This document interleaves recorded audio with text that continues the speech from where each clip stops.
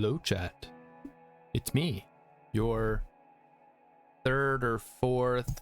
We've done this joke before. I'm somebody's favorite streamer, but I'm probably more in like, oh, nobody else is streaming, so I'll watch this guy. But hey, I appreciate that. Every view helps.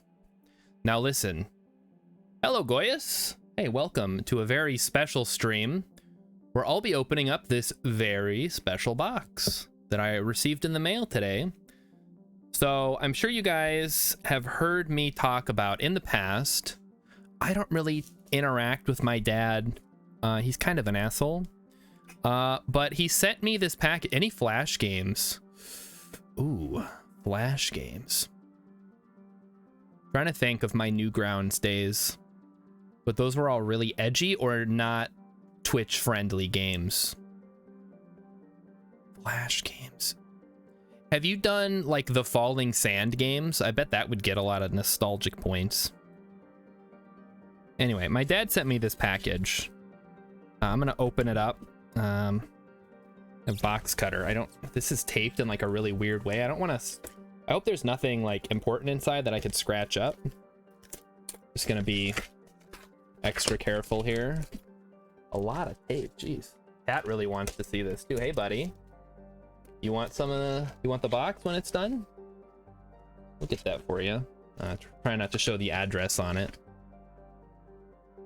So here we go. Getting in there. There is a box inside of the box. So I guess it's a box, but it's like wrapped in like paper.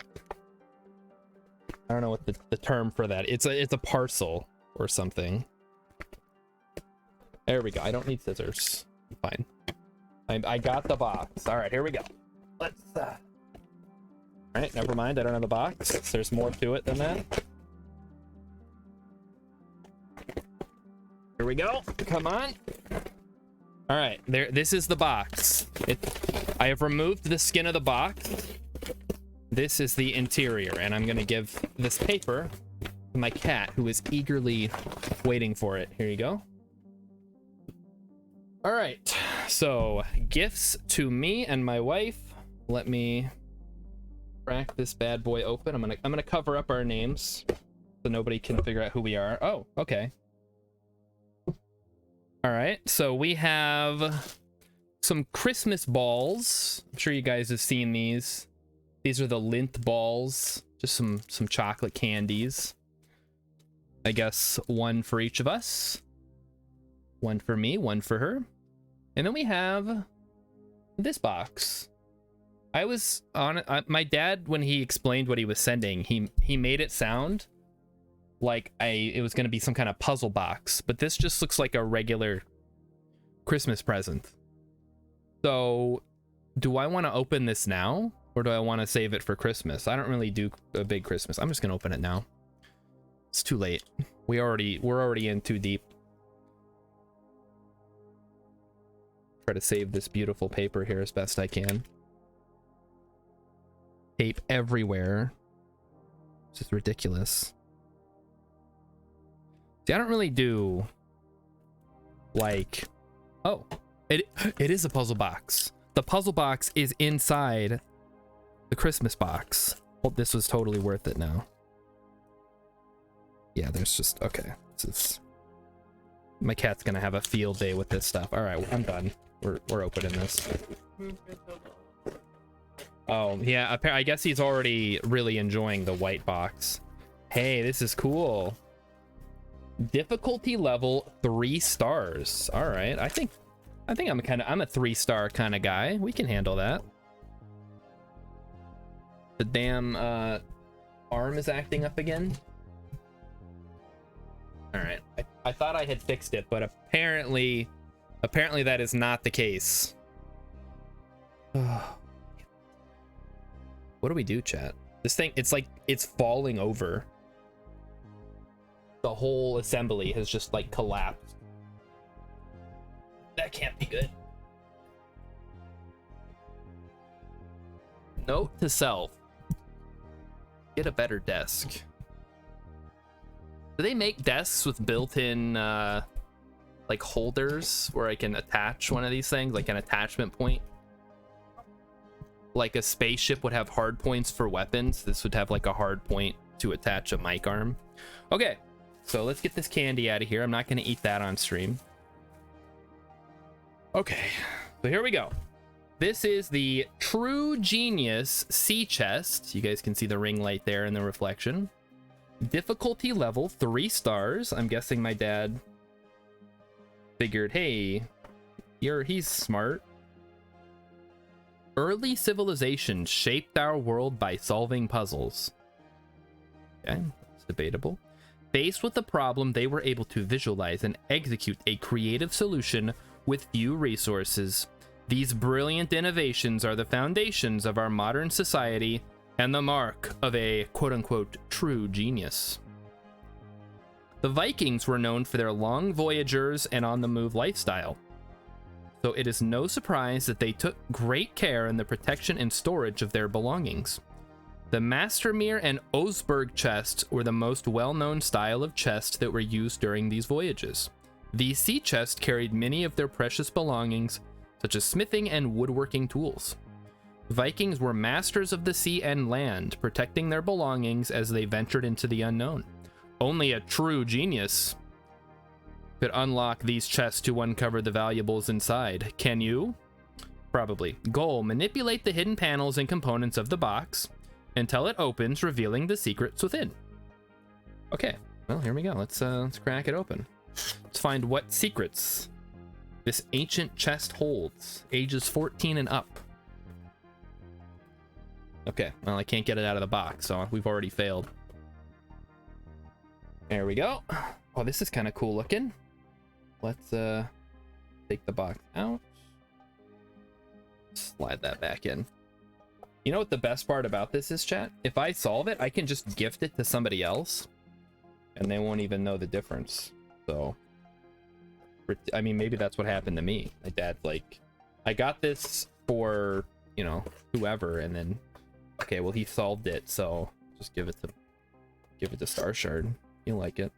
All right, so here's the box, chat. We have this beautiful woodwork here on the top. We have like a little ball. Does this come out? Hold on, let me adjust the camera so you guys can see what the heck I'm doing. Zoop. Let's get this stuff out of the frame. Does this thing angle down any more than that, or am I screwed? All right, I guess I have to do it over here so you guys can actually see what the heck I'm doing. Yeah, it's a puzzle, guys. I'm excited. So this piece appears to be loose, but it's not loose enough to come out. So let's take a peek here. We have some wood here. This looks like it's something. And then there's like a slot right in here, but I can't really tell. It looks like there's some kind of paper on the other side. Underneath, it's just a hard shell. So I think we got to work with the top portion here. Okay. This is literally the only piece that I can move, chat. That's an interesting idea for a stream. I've seen YouTube videos with people opening puzzles here. Let me see if I can get a timer on screen. So I haven't really, we'll say I haven't started yet. Timer. Google has a timer. Okay. No, don't stop. Don't start it. Stopwatch, I guess. Hold on. I've never tried this before. We're going to do this.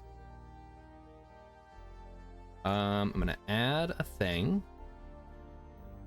We're going to capture browser source. Wait, browser source? That's not a thing. Really? Yeah, it's a cool looking box. It's a puzzle box. We're gonna try to open it on stream tonight. All right, let's do this. There's probably a much easier way, but I didn't think about this ahead of time, so we're just gonna do it this way. Ah, hello.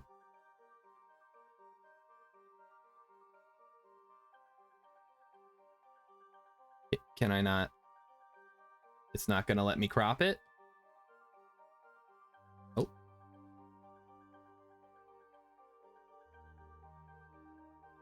Chat.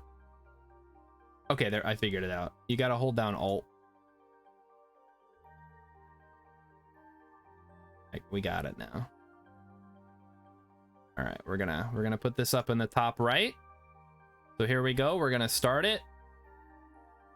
See how long it takes. Wait, hold on. We have to actually. It doesn't capture it while I'm popped out. All right, never mind. This is stupid. Somebody just keep track on your own time. I'll tell you when I'm starting. All right. Ready, steady, go. So what do we, there's like, I want to say this is like a button of some sort, but it's not. I mean, it might be later. Oh, wait. Oh, this turns. Oh, wait a minute. Hold on. Wait a minute. This little thing pops out, but it doesn't actually do anything.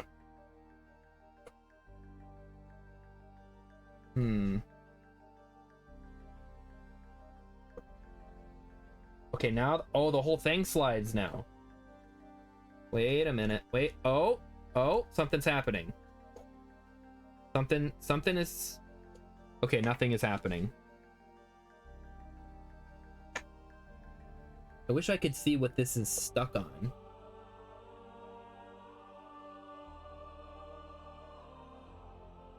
Okay, what if we push this back in?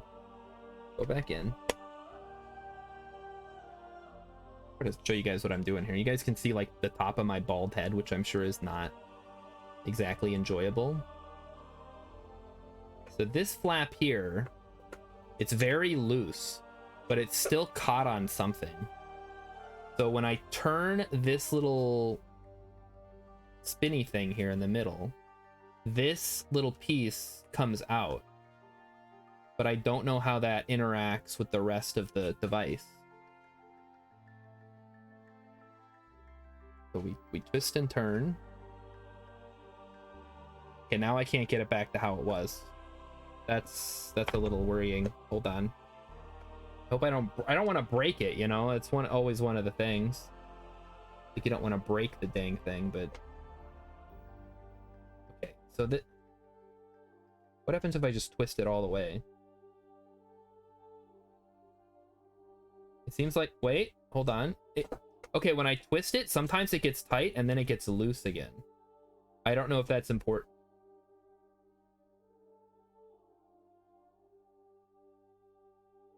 Nope.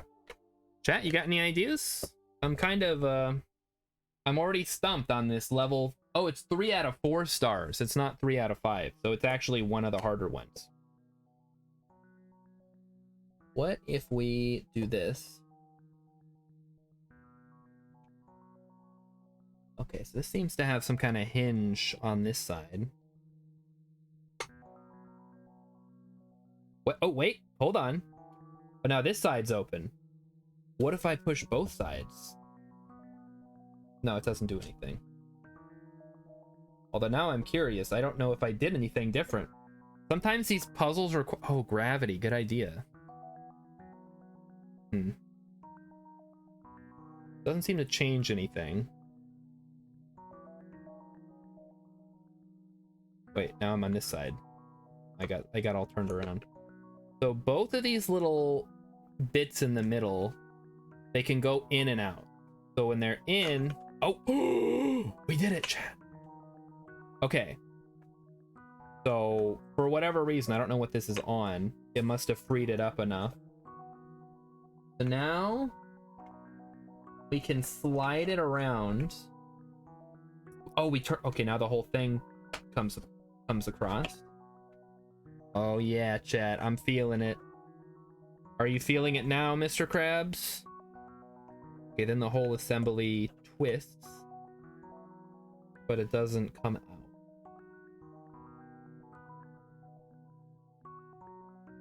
So what if I'm turning this button here, and I really wish I had a better set up for doing these hand things, because right now it's at like a weird angle.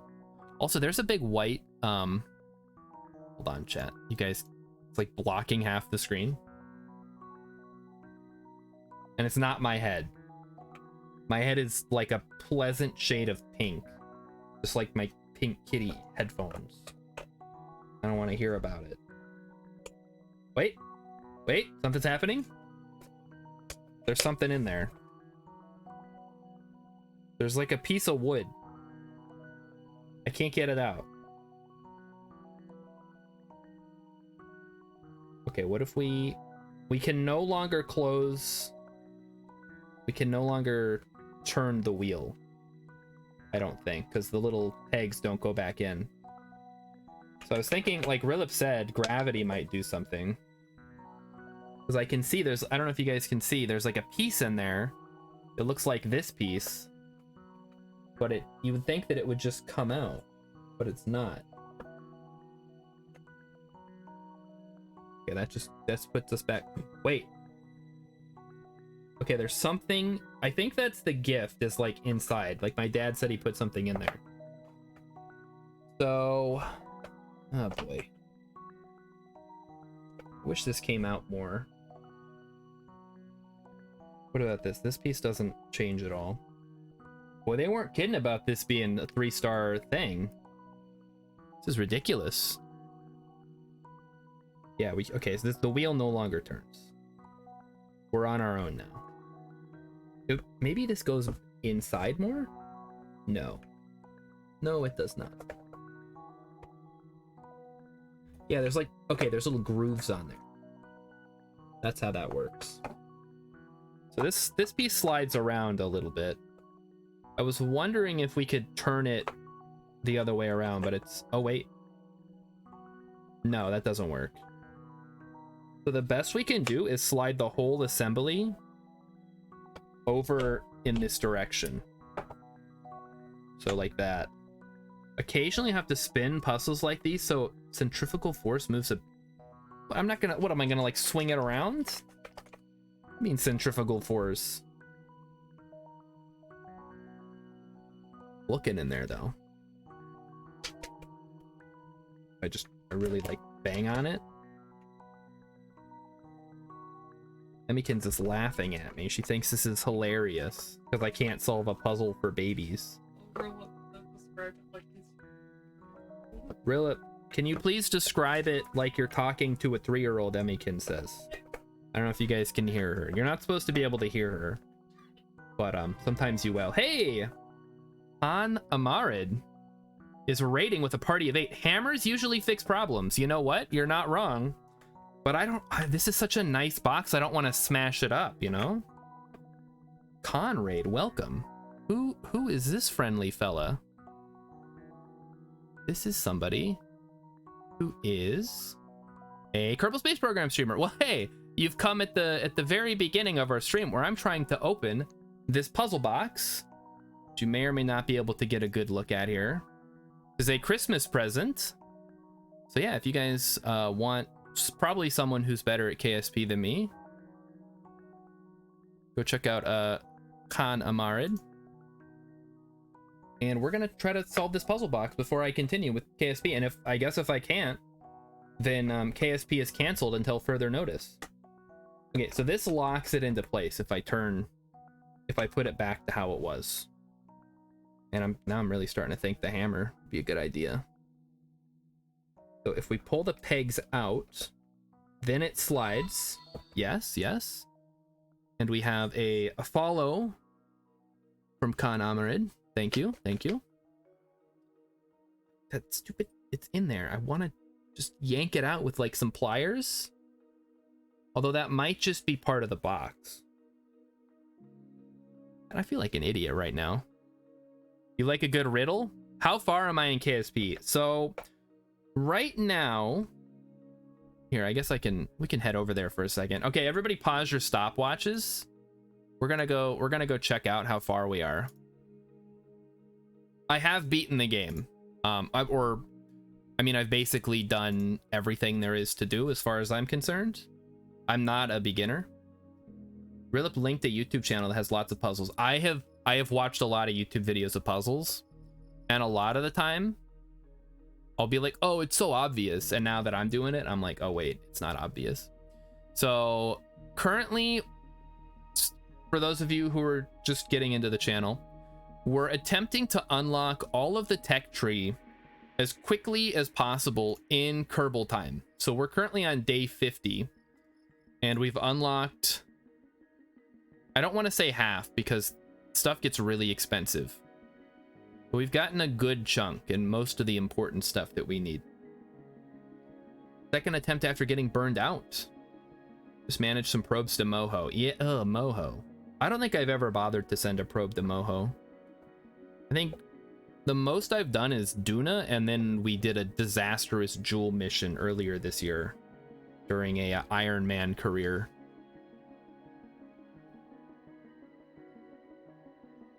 Yeah, you guys heard about the same level as far as science goes? Yeah. One of the main things that I'm running into, because I'm playing on hard mode, is lack of cash, and everything is like crazy expensive. So in order to beat the game or to unlock the full tech tree, I need the level 3 science R&D thing, and that's 3.38 million Kerbucks. I have 1 million right now, and I do not have any good missions to make money. Even the rescue missions failed. Oh yikes. All right, chat, let me get back to this stupid puzzle box. All right, so here it is. Nothing has changed. I've just been fiddling with it. All that we've discovered is that this piece doesn't want to come out, and that this whole assembly will slide if I have the pegs not pegged. Get unpegged. Actually, no, get unpegged. There we go. This whole assembly will slide. And there's what looks like a loose piece in there, but it's not actually loose. It just looks loose. And I think, and I can just see the present if I could just grab it. I don't know if that's... There's also something else in there that I don't know if is part of the puzzle or part of the present. I mean, it's not like I can grab it either way. Maybe I can just... What if you have big fingers, though? You can't just go in there and grab it, right?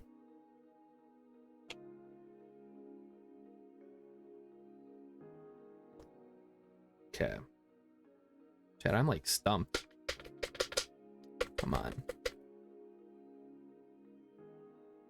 Yeah, as far as Moho goes, I've never seen a reason to go there other than to say that I did. I think we sent a probe there last time just for completionist's sake. Wait, what if I twist this a bunch? No, we can't twist it anymore because the pegs are stuck in the extended position. I'm getting pegged right now. They pegged everyone. Yeah, we can't twist this. The only time you can twist it is if it's in the starting position. And the pegs... Are you kidding me? Hello? Wait, that's good information. So the pegs lock the top into place. You twist it, you let the pegs come out. We can now push it this way, which lets us loosen this side. Which is how you thought. There we go. Okay. So this goes that way. This piece comes up right here. You guys can see the piece. I mean, as far as probes go, I'm not a huge fan of probes because they require you to set up like some kind of comm system. I like to use manned vessels. I feel a lot safer when I'm doing that. Plus, you don't have to worry about power. And sometimes, in desperate situations, you can get out and push. Alright. We've been at the same position. This is like when I played that one game on stream. The puzzle game. What was it, like Signal Nation or something? And I was stuck on the same puzzle for like an hour and everybody left. And then I was like, I'm never doing puzzles on stream again because this is just embarrassing. I'm embarrassing myself and all my viewers. You just let probe slam into the ground at 40 meters per second. You don't have to send any more missions. Yeah, well, I like when my missions can come back with all the science, which I desperately need. Okay, really? Literally nothing has changed. I mean, I could just rip this thing out. It's just wood. Oh, Baba Is You. Dude, Baba Is You had some devious freaking puzzles. Every time I had to look up a solution, which I don't want to say I did a lot, but I did it enough.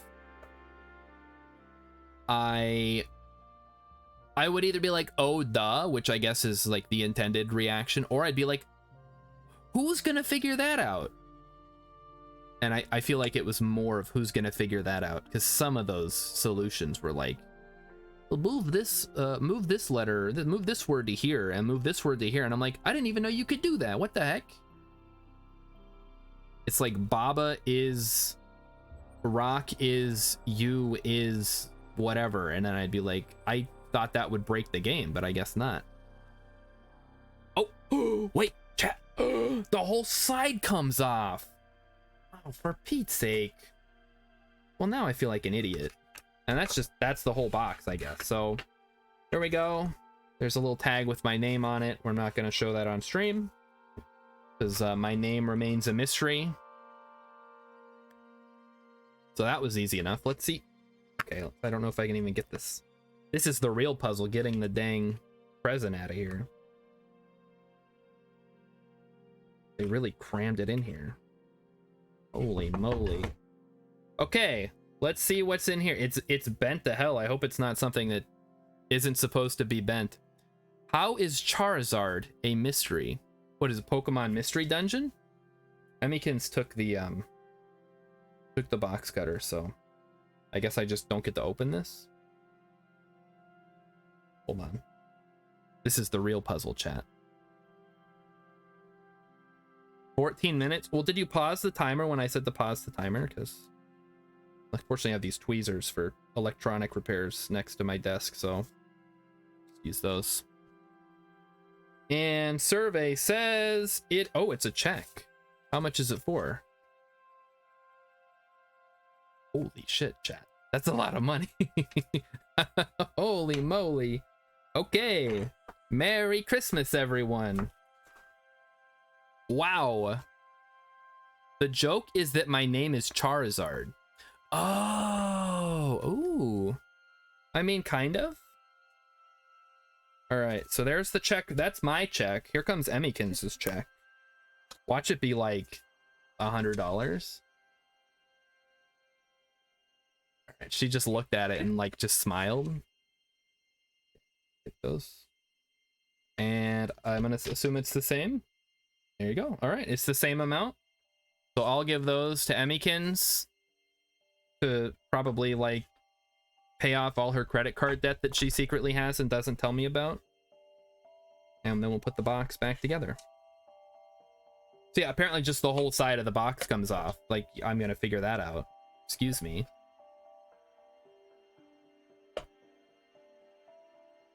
That does explain the little seam here. I should have known. That's how they get you with these things. So we know you have a douchebag name. Does it rhyme with a Pokemon?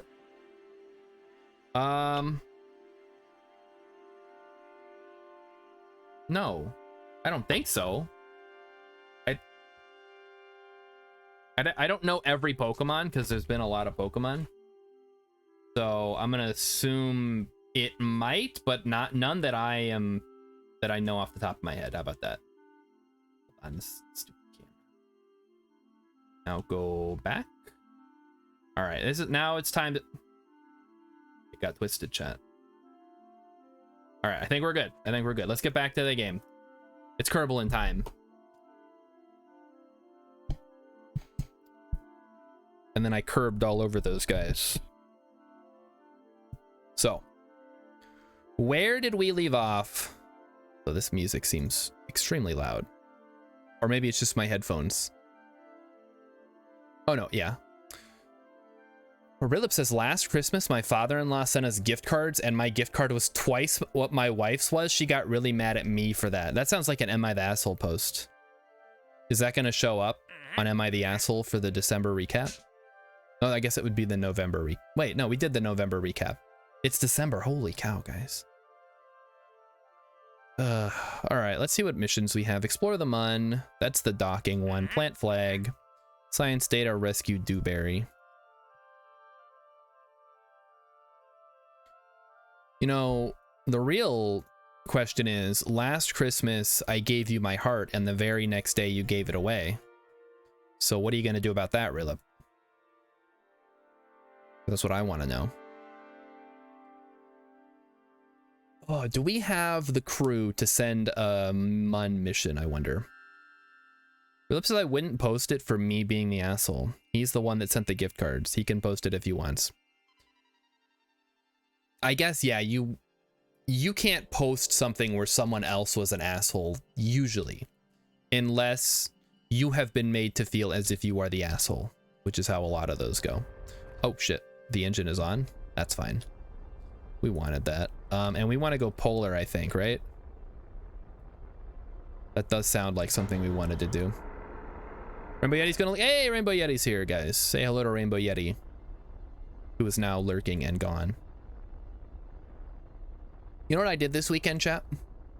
I played so much Oxygen Not Included. You guys saw me play on Friday, right?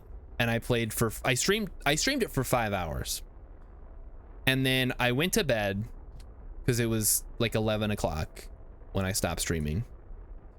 And then I got up at like 6:30 on Saturday and just went right back in. It was insane. And then Rilip said, hey, Dralo. Unless that was for Rainbow Yeti, but either way, hello. And then Rilip was like, I'm gonna stream Oxygen Not Included tomorrow. And then he never did. Shame. Shame on you, Rilip, for getting my hopes up. But it's okay. I just got to keep playing. And then for movie night, we watched National Lampoon's Christmas Vacation, which I'm sure all of you know is a bona fide Christmas classic. Emmykins was not amused, however. She has a lot to say about that movie. Wait, you did? I can check the VOD. Hold up. Did I not get alerted? I'm going over there right now. Going to twitch.tv/Rilip, whatever. Twitch.tv/Rilip3 with the number 3. Please do not autoplay. What the? When did you play that? What time did you stream? What? I missed it. Damn it. I know you always stream Oxygen Not Included on Sundays. I was waiting to get a notification and I never did, and I just assumed you didn't. Well, sorry. Now I feel like an idiot. I was like waiting all day. What time did you stream it? Maybe I had my schedule screwed up or something. I don't know. And Emmykins even reminded me, she's like, don't forget Rilip streaming Oxygen Not Included today. And I was like, yeah, I'm really excited. I can't wait. She's like, did you check Twitch? Is he streaming? And I'm like, I did, but I didn't get a notification. Turn on VODs just for me. I can watch you faff about. You know, I'll watch that tomorrow when I'm at work doing nothing, because today we finally finished all the stuff for November. So it's basically going to be a week of goofing off, and then a week of Christmas and New Year's, and then January, February is going to be a shit show. So time to prepare, I guess. I'll still be streaming, of course. It'll just, my work days will be a little more hectic. We're going to go from like 50% effort to like 80%. 11 to 3. I don't know how I missed that. That was prime me just chilling at my computer time. You even mentioned wanting to ask you things at one point, and then I forgot what. Just, you know what? Next time you stream that, just shoot me a DM on Discord, because that's gonna alert me a lot more than anything else. Because I do follow you and I do get notifications, but Twitch is really like dumb sometimes about notifications. This goes for you too, viewers. If you're a follower of me, and you come in here and you're like, you've been streaming for 2 hours? I didn't get a notification. Well, first of all, turn off smart notifications in your settings, and then join the Discord and follow me on Twitter, and you should hopefully never miss an announcement for a stream. All right, so one thing we want to be on the lookout for is the polar highlands. This is the lowlands, so we don't care. Because there is... Or no, the Minmus just has the poles. Or I think it does. Emmykin's got an email notification. That is the slowest way to get notifications. What the heck? I check my email like once a week. Yeah, exactly. Who checks their email in real time? I mean, maybe if you get your emails forwarded to your phone or something, you get a notification on your phone. But that's just so roundabout. It is crazy that email's been around for so long that it's just assumed that everybody has an email address. I guess you kind of have to if you want to do anything, right? It's like, hey, I'd like to sign up for your website. And they're like, what's your email? I'm like, what if I didn't have an email? Well, too bad. We gotta make money somehow, and selling your email address to scammers is the only way we know how. All right, Bob, hop out again. What are you getting from up here? Lowlands. We're still in the lowlands. Still cruising up to the poles. I am a little concerned, chat, because it feels like we've gotten all of the science that we can get through normal means. We're gonna have to start getting creative. So I don't know. I guess the gravioli detector is still a thing. The magnetometer boom is still a thing. But we've done the Science Junior. We've done the goo. I think we've done the goo here. I mean, 5.5 is pretty good. I'll take that. All right, 13 is also pretty good. All right, Bob, hop out and gather that up. Why don't you? Let's make sure we don't get too low while you're up here, though. I just love Minmus so much. It's like, it's very forgiving. When people suggest going to Minmus first instead of Mun, they're onto something.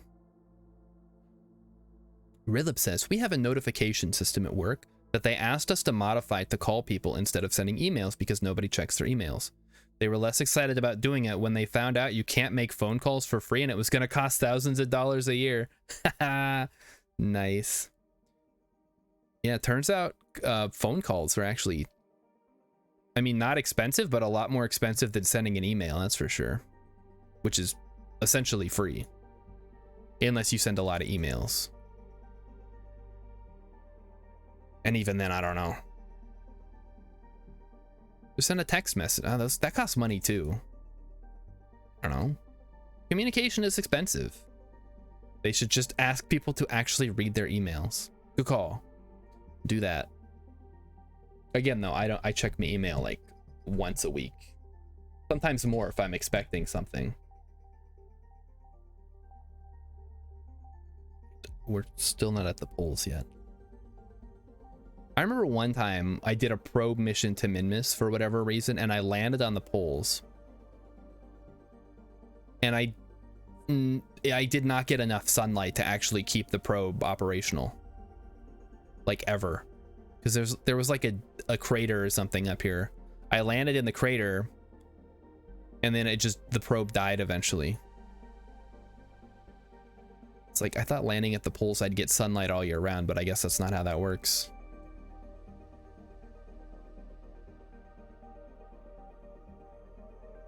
Ooh. All right, Bob, hop out again. See where we're at. Highlands. Hey, I'll take Highlands. All right. Turn this bad boy around and give me the goods.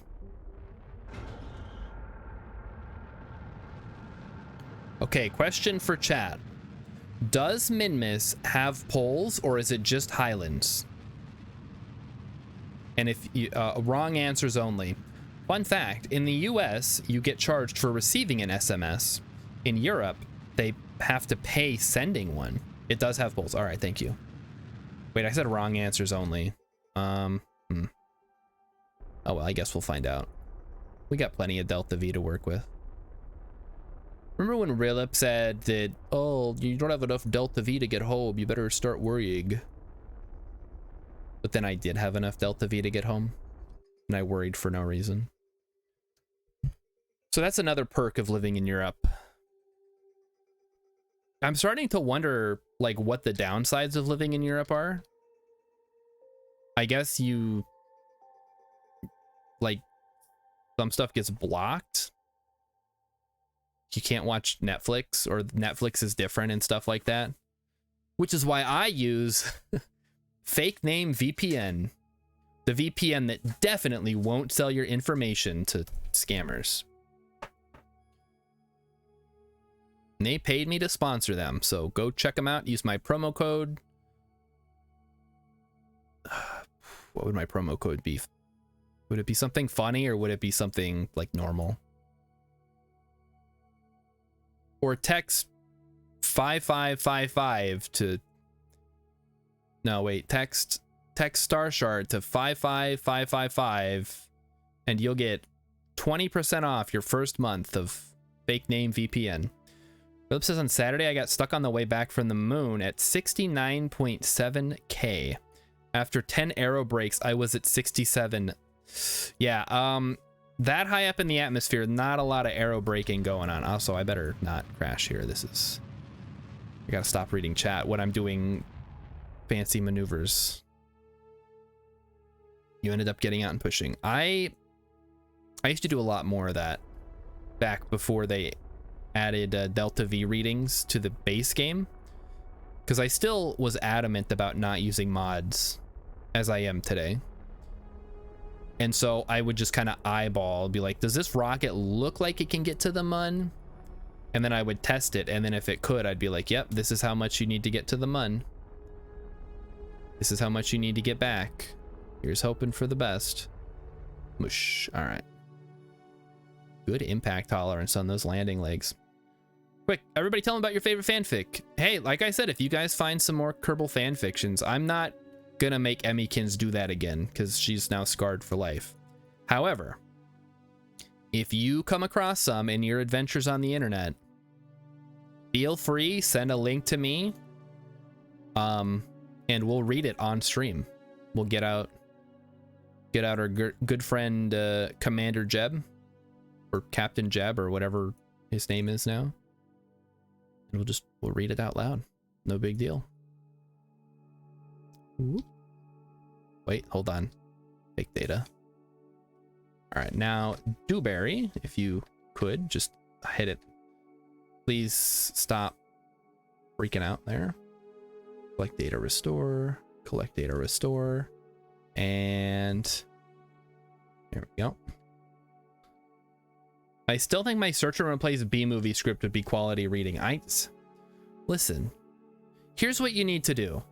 You need to take the opening lines from B-movie and replace Kerbal, and then write an entirely new B-movie themed Kerbal movie. Call it K movie or something like that.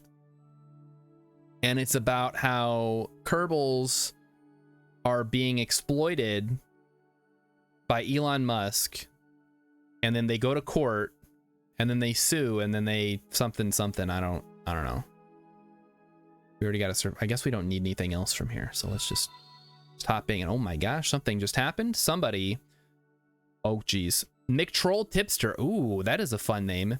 Meet the Kerbs. Yeah, there you go, guys. Yeah, if you write a Kerbal fan fiction, I guess if you want to jump through all those hoops, I'll read that on stream, as long as it's appropriate for Twitch. So if Jebediah gets his little Kerbal cock out and I don't know, starts doing stuff with it, I'm not gonna read that one. All right, that's when Wolfie Chew becomes their lawyer. Oh my gosh, wait a minute, that's a Kirby character. Hold up, I got one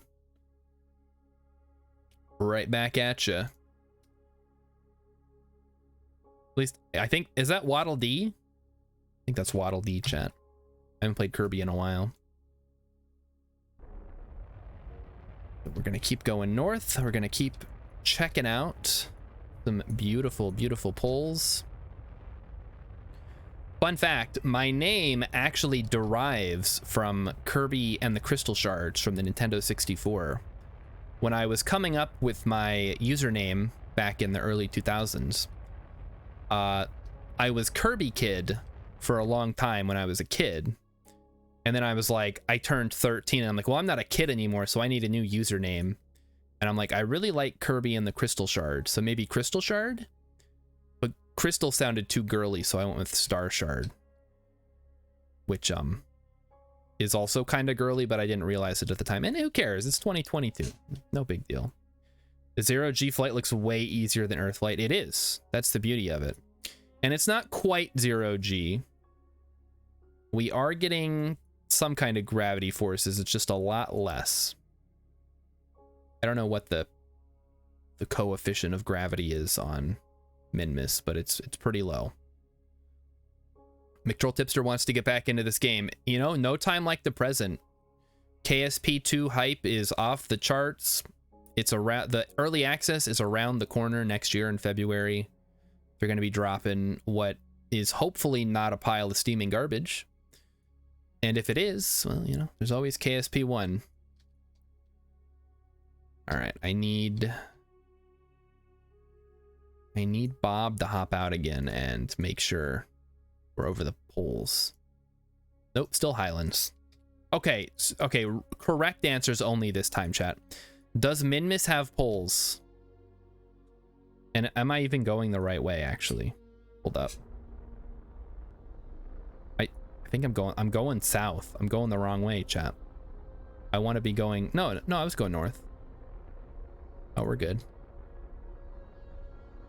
You just streamed fishing? Like Call of the Wild, the angler, that kind of fishing? Because I saw somebody stream that and it looked like the perfect kind of game for someone who would like fishing. No, you, oh no, you wish you streamed it. Okay, what fishing did you stream? I mean, if you actually went out and caught fish, that would be kind of cool, right? You think there's somebody out there who streams like their fishing trip? They're out on a boat and they set up the camera and they're just sitting there like drinking a beer. Catch carp and courses. Oh. Minmus has poles. All right, thank you. Poles, lowlands, midlands, highlands, slopes, flats, lesser flats, greater flats. Okay, I think we've got all the flats. I don't remember off the top of my head if we do or not, but I think we might. I need to put on orbit. Problem is, when do we get to the poles? Let's get going up a little bit. Bob, hop out. Find the poles. Can you see them from up here? No, we're in the Midlands now. Where the heck are we? Oh, we still got a ways to go. That's why. Oh, get back in. Jeez. It's a good game. I would stream real fishing if I had the camera. Yeah, the IRL streaming stuff seems pretty intense, like as far as the equipment to get it set up. But I did watch a guy who went to TwitchCon and apparently people were renting out IRL backpacks that had like a GoPro that would go up in front of you like you're on Ghost Adventures or whatever that show was where they had the cameras on the helmets. Maybe Fear Factor was more like that. And he was just walking around TwitchCon, like just streaming while he was walking around.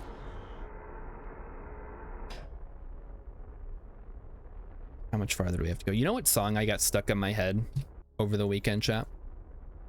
Have you guys ever seen The Pebble and the Penguin? What does your ship use to propel you through space? Surely that isn't a jet. No, this is a rocket engine. It is using liquid fuel and an oxidizer. In real life, this would probably be liquid hydrogen and liquid oxygen that are just mixed together and combusted. Although I'm not a rocket expert, so most of my rocketry knowledge comes from oxygen not included. Now, there are jets in this game. However, those require you to be operating in an oxygen-rich atmosphere, such as on Kerbin or Val. And that's it. Those are the only places where jet engines will work. Because jet engines do not use an oxidizer. They rely on a oxygen coming in from the environment. Okay, here we go. Nick Troll Tipster, are you... Oh, what did I say? Not Val. Yeah, Lathe.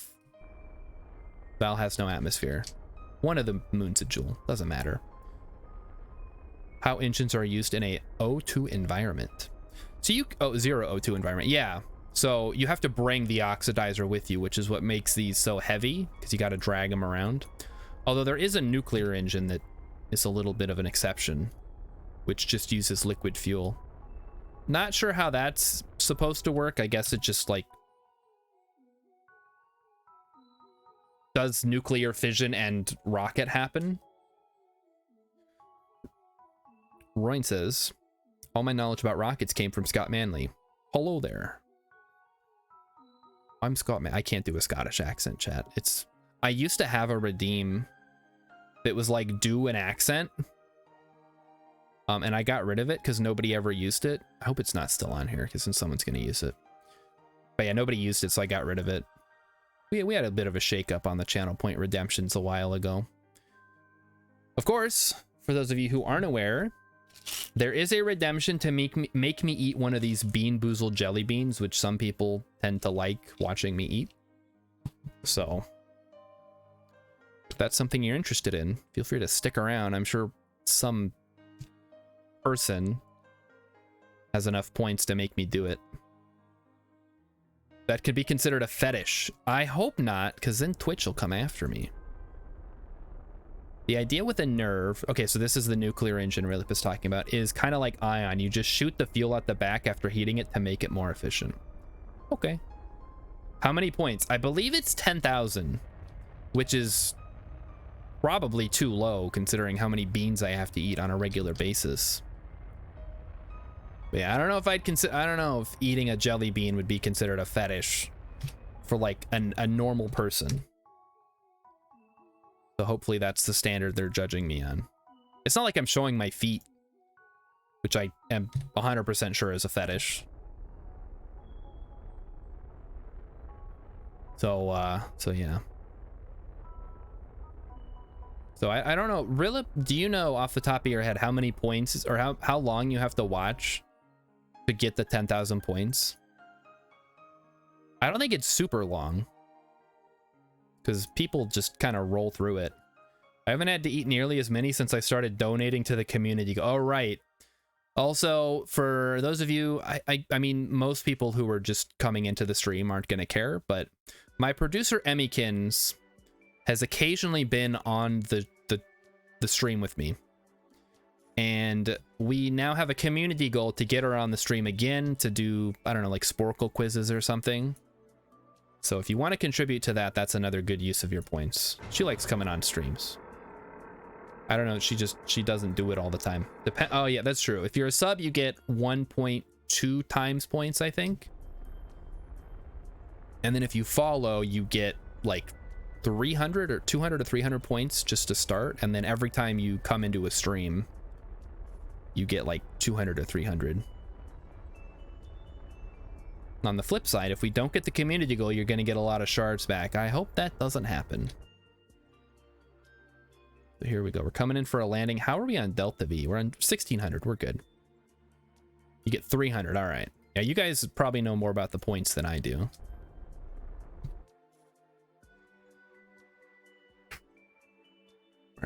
We're still like really high up. Shoot. I probably got a little over eager here. Can we get... Nope. That's just one size for all of Minmus. You just followed me? Well, hey, there you go. It'll show up eventually. It'll be a little notification. In general, as a sub, I get about 2K per stream. So that's 5 whole streams before I eat a bean. I think that's reasonable. you watch me for 5 nights. If 5 people watch me for 5 streams in a row, then that means every stream I'm eating 1 bean, if they're all contributing to the beans.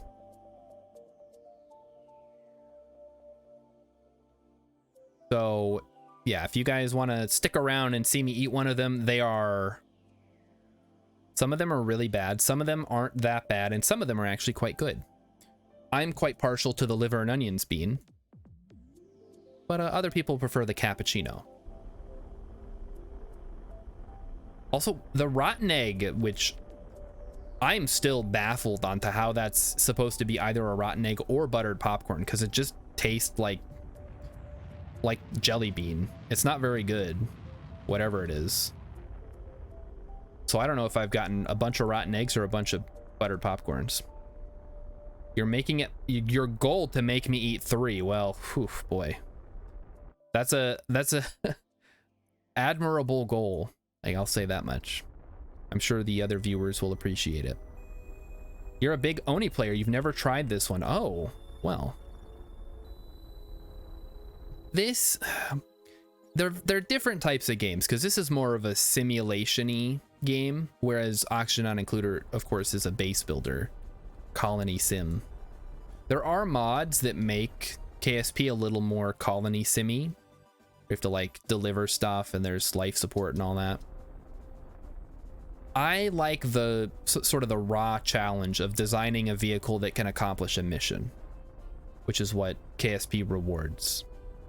So we're still so high up. I'm being overly cautious. Being extra overly cautious now, jeez. Okay, come on. Land us. Touchdown. Okay, there we are. We're at the polls. You're still learning Oxygen Not Included? Oh, man. If you missed on Friday, I showed off my later game base, and the people in chat who knew about Oxygen Not Included were like, holy cow, you can do that? And I'm like, yeah, if you don't stop playing after the first 100 cycles, there's a lot you can do. So I had I got a nuclear reactor going. I just finished over the weekend, chat. I finished a petroleum boiler, which is run on it uses a thermium aqua tuner to get up to temp, which of course means that I had to go to the dang lava planet and get niobium. You just learned how to build a spomps. You know what? You're already better off than most people who touch Oxygen Not Included. Because there's a lot of people out there who will just like plunk down an electrolyzer and just let it do its thing inside their base. And it's like, my dude, you're losing so much efficiency. I mean, if it works, I guess, but you're getting hydrogen all over the dang place. Or people will build they will build an electrolyzer and just one pump. And it's like, my dude, have you read the numbers? If you look at the numbers, you will notice that that's not enough pumps. Like, it takes in 1 kilogram of water per second. Wait, is this right? Hold on. Is Kerbal Xbox controller compatible? It might be. I've never tried playing it with an Xbox. I know there's a console version, which I have also not tried. Although somebody in this chat, I don't remember who, plays it on console, and whenever they mention it, I'm just like, dude, good luck. That is one challenge I would not undertake. There's so many keys on the keyboard that I don't know how you would get that on a controller. McTroll Tipster plays on PS4. You are a braver person than I am. You could not... Well, you could pay me to play on console, but nobody does, so I don't. All right, I think we're done. I think that's all of the Min-Miss science. Aside, we'll have to come back with the seismometer. And then I have to figure out how I'm gonna get back to Kerbin, because we're not exactly at an equatorial orbit. We just go for the polar orbit here and hope for the best. All right, close them up, boys. It's time to get orbital. 100 sub goal, play on console. I have to get it. I don't, what consoles is it even on? I don't know if I have the console. I'd have to get a capture card. 100k sub goal, not 100k, 100k subs, that's more than anybody. 100 sub goal, I don't have one. I don't even have a 300 follower goal, and we're getting kind of close to that. So I don't know. Anybody have any good ideas? What should I do? I can't say eat a bean because I do that every night.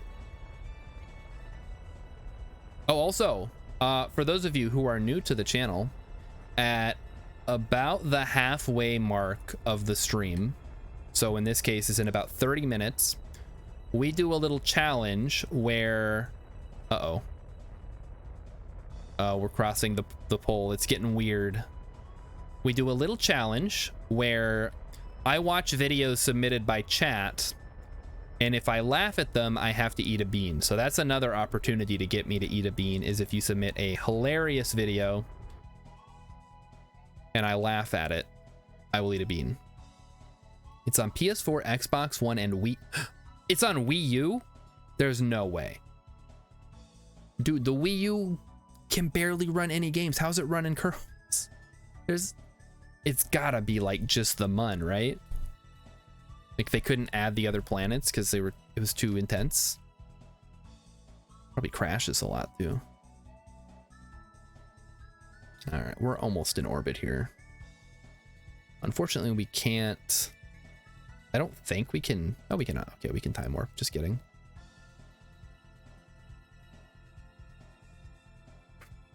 The McTroll Tipster has never made it to the moon. Well, safely. That's what the post said. I don't have a Wii U to independently verify. I do have a Wii U. I have Breath of the Wild on Wii U because I don't know, I really wanted to play Breath of the Wild and I didn't have a Switch, so I played it on the Wii U.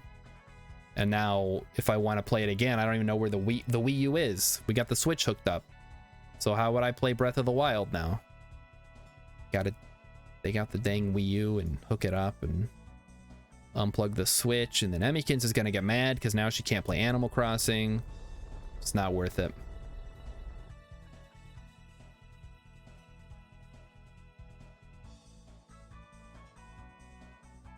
Wait a minute. Emmykins, what did you do?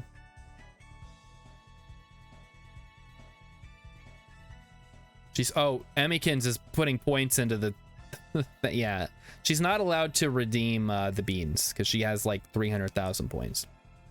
So I would just be eating beans constantly for like several hours in a row, because there's a cooldown of 1 hour on the eat the bean redemption, just so people don't spam it. I don't mind eating 3 beans a stream, but any more than that I get a little grumpy. All right, we are, I guess we should probably raise our periapps just a little bit more there. 2, 3 more. Okay, now we have to do some maneuvering to figure this out. So let's say I want to go back to urban. What is the best way to do that? Well, I'm about to demonstrate. Nope. Yes. So we find the point at which we are going to get the closest periapses, and then we just go from there. It's going to take apparently 7 days, 6 days. Now things are getting a little weird.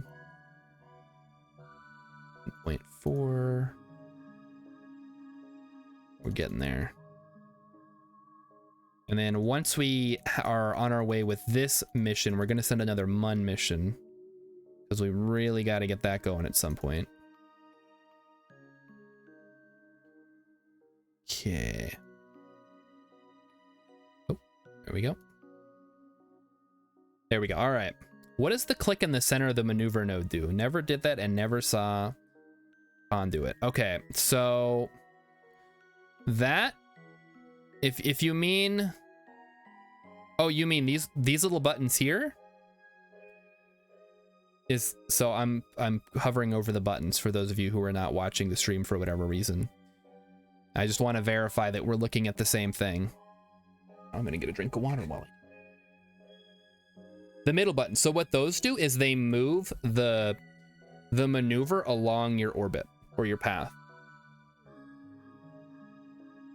So if you go to the left, it moves it closer to your current position. So you're like, I want to do the burn earlier or further out. So instead of clicking and dragging the maneuver around and manually trying to do it, you can use these arrows to fine tune it. It is extremely helpful. The same goes for, honestly, when you're in here, I never, except to get like a general range, I never use this thing because it's garbage. I always use these. And then I'll do it at this scale, the 1 meter per second. And then as I get closer, I'll fine tune it down if I really need it to be like right on the dot. But most of the time you can kind of eyeball it once you get to the general area. Unless you're really trying to save Delta V. Clicking the pro, yeah, you know about clicking the prograde. Well, there you go. Well, hopefully that helps you in your Kerbling career, because it has definitely helped me. Of course, I was playing before they added maneuver nodes, so I had to suffer the indignity. Oh, gee, no, that's not what I wanted. Come on now. You saw me click on Kerbin. Here we go.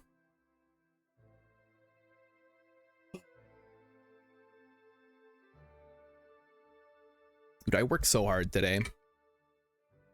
Nobody's ever going to appreciate it, though. And maybe somebody will. I don't know, they'd never tell me. I worked especially hard opening this puzzle box. That was hard. Considering it's only like 4 steps, you think it would be a little bit easier.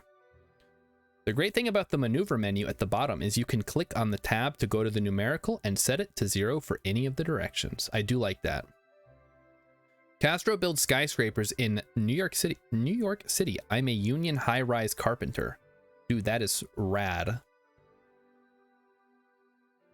I've been to New York a couple of times, and it always makes me think, I wish I lived here, and then I'm like, oh right, but I'm poor, so that's probably not gonna work. This reminds you of a spirograph. It kind of does, yeah, with all the orbits coming in and out. We're about ready to do the burn here, so there we go. We started it. If you're wondering why I'm focused on Kerbin right now, it's because I want to see when our orbit gets where I want it to go. You live on Long Island. Isn't Long Island even more expensive? I guess what, Queens and Brooklyn are technically on Long Island, if I remember my geography correctly. But yeah, that's I guess when I say I want to live in New York, I mean like I want to live in Manhattan, where all the fun stuff is. But obviously that's it's a kind of a big ask. I would settle for Staten Island if I had to. But you know, I'm fine living out here in the middle of nowhere in Minnesota. It's cold, and I like when it's cold, except when it's not in the summer, and then it's miserable. Long Island is split in 2 counties. Oh. I do not want to move back to Watertown, Rilla. No. There's nothing for me there.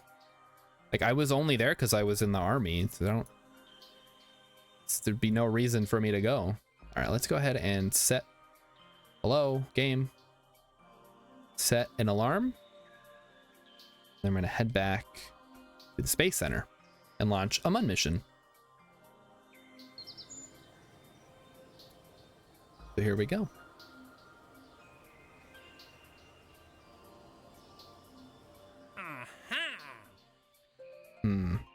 The thing about living close to a big city, the closest city would be the Twin Cities, so Minneapolis, St. Paul.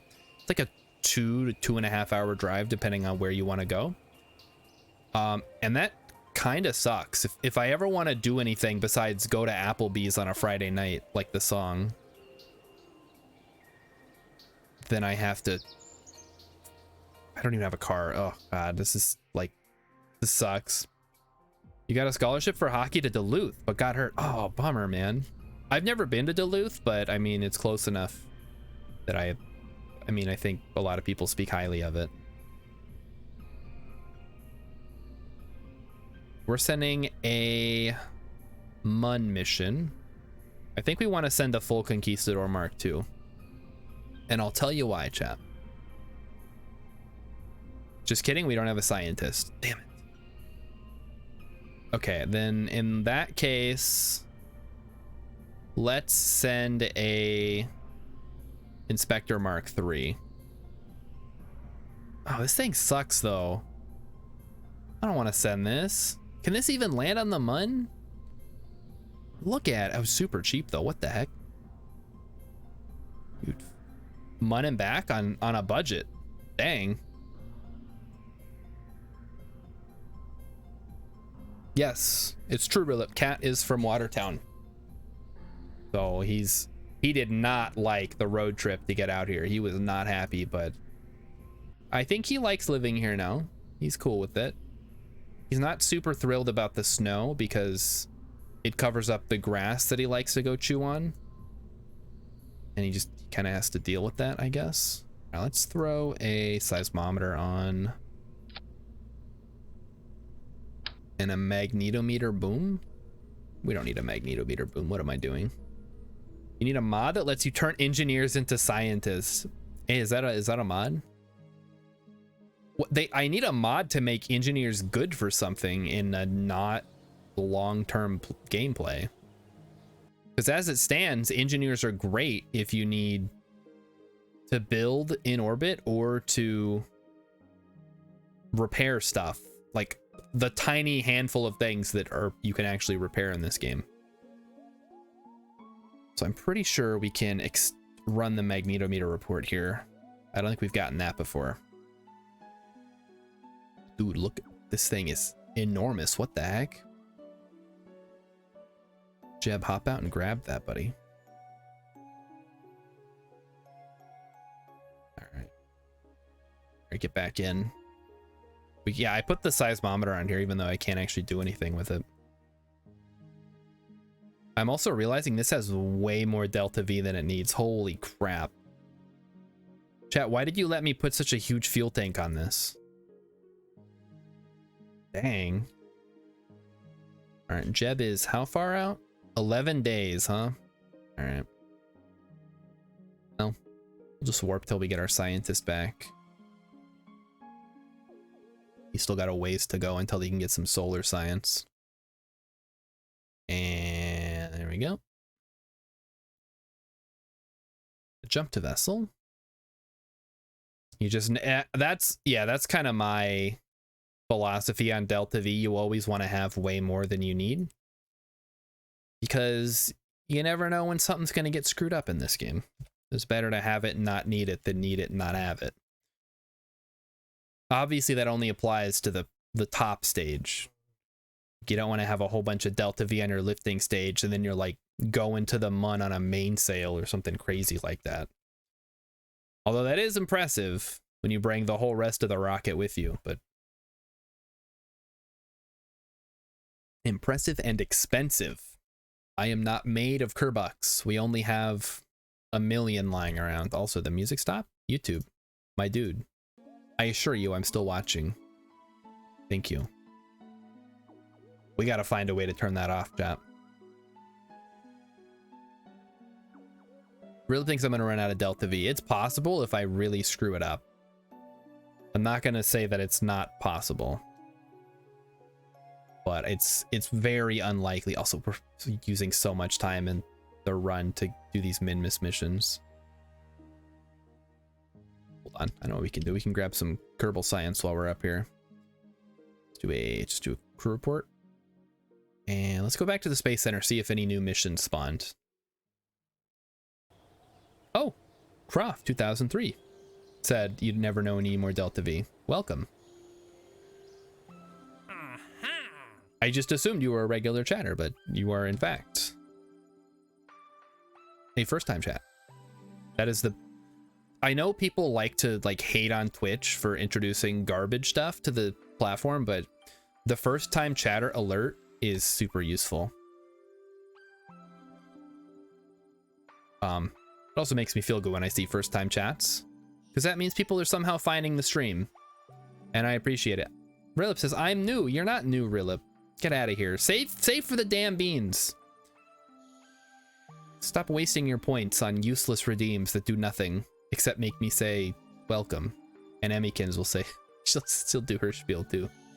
Okay, there are no new. There's nothing. So back to the tracking station. Back to the Conquistador. It's on its way back from Inmus. And we will see how many hours it takes to get back. 5 days, 3 hours, 2 minutes. That's a big old time warp there. At least we didn't get yeeted by the mun again. That's always the worst. Fortunately, with patched conics on, it's pretty unlikely that you're not going to know that ahead of time. Here we go. Getting really close. Let's go ahead and put on regular altimeter. Ooh. If we... No, I better not mess with my trajectory. I have this set up. I don't want to screw it up. Yeah, okay. I was going to say maybe we could land at the KSC, but we're going to overshoot it by quite a bit. But that's fine. Big old time warp. I know, Rip. I feel like I'm always hesitant to use the soundboard because I feel like it'll turn people off. But then I'm like, well, why do I even have it if I'm never going to use it? Yeah, and you've got fucking big tits, and I'm going to tell everybody I saw. Yeah, what that kid said. Rilla.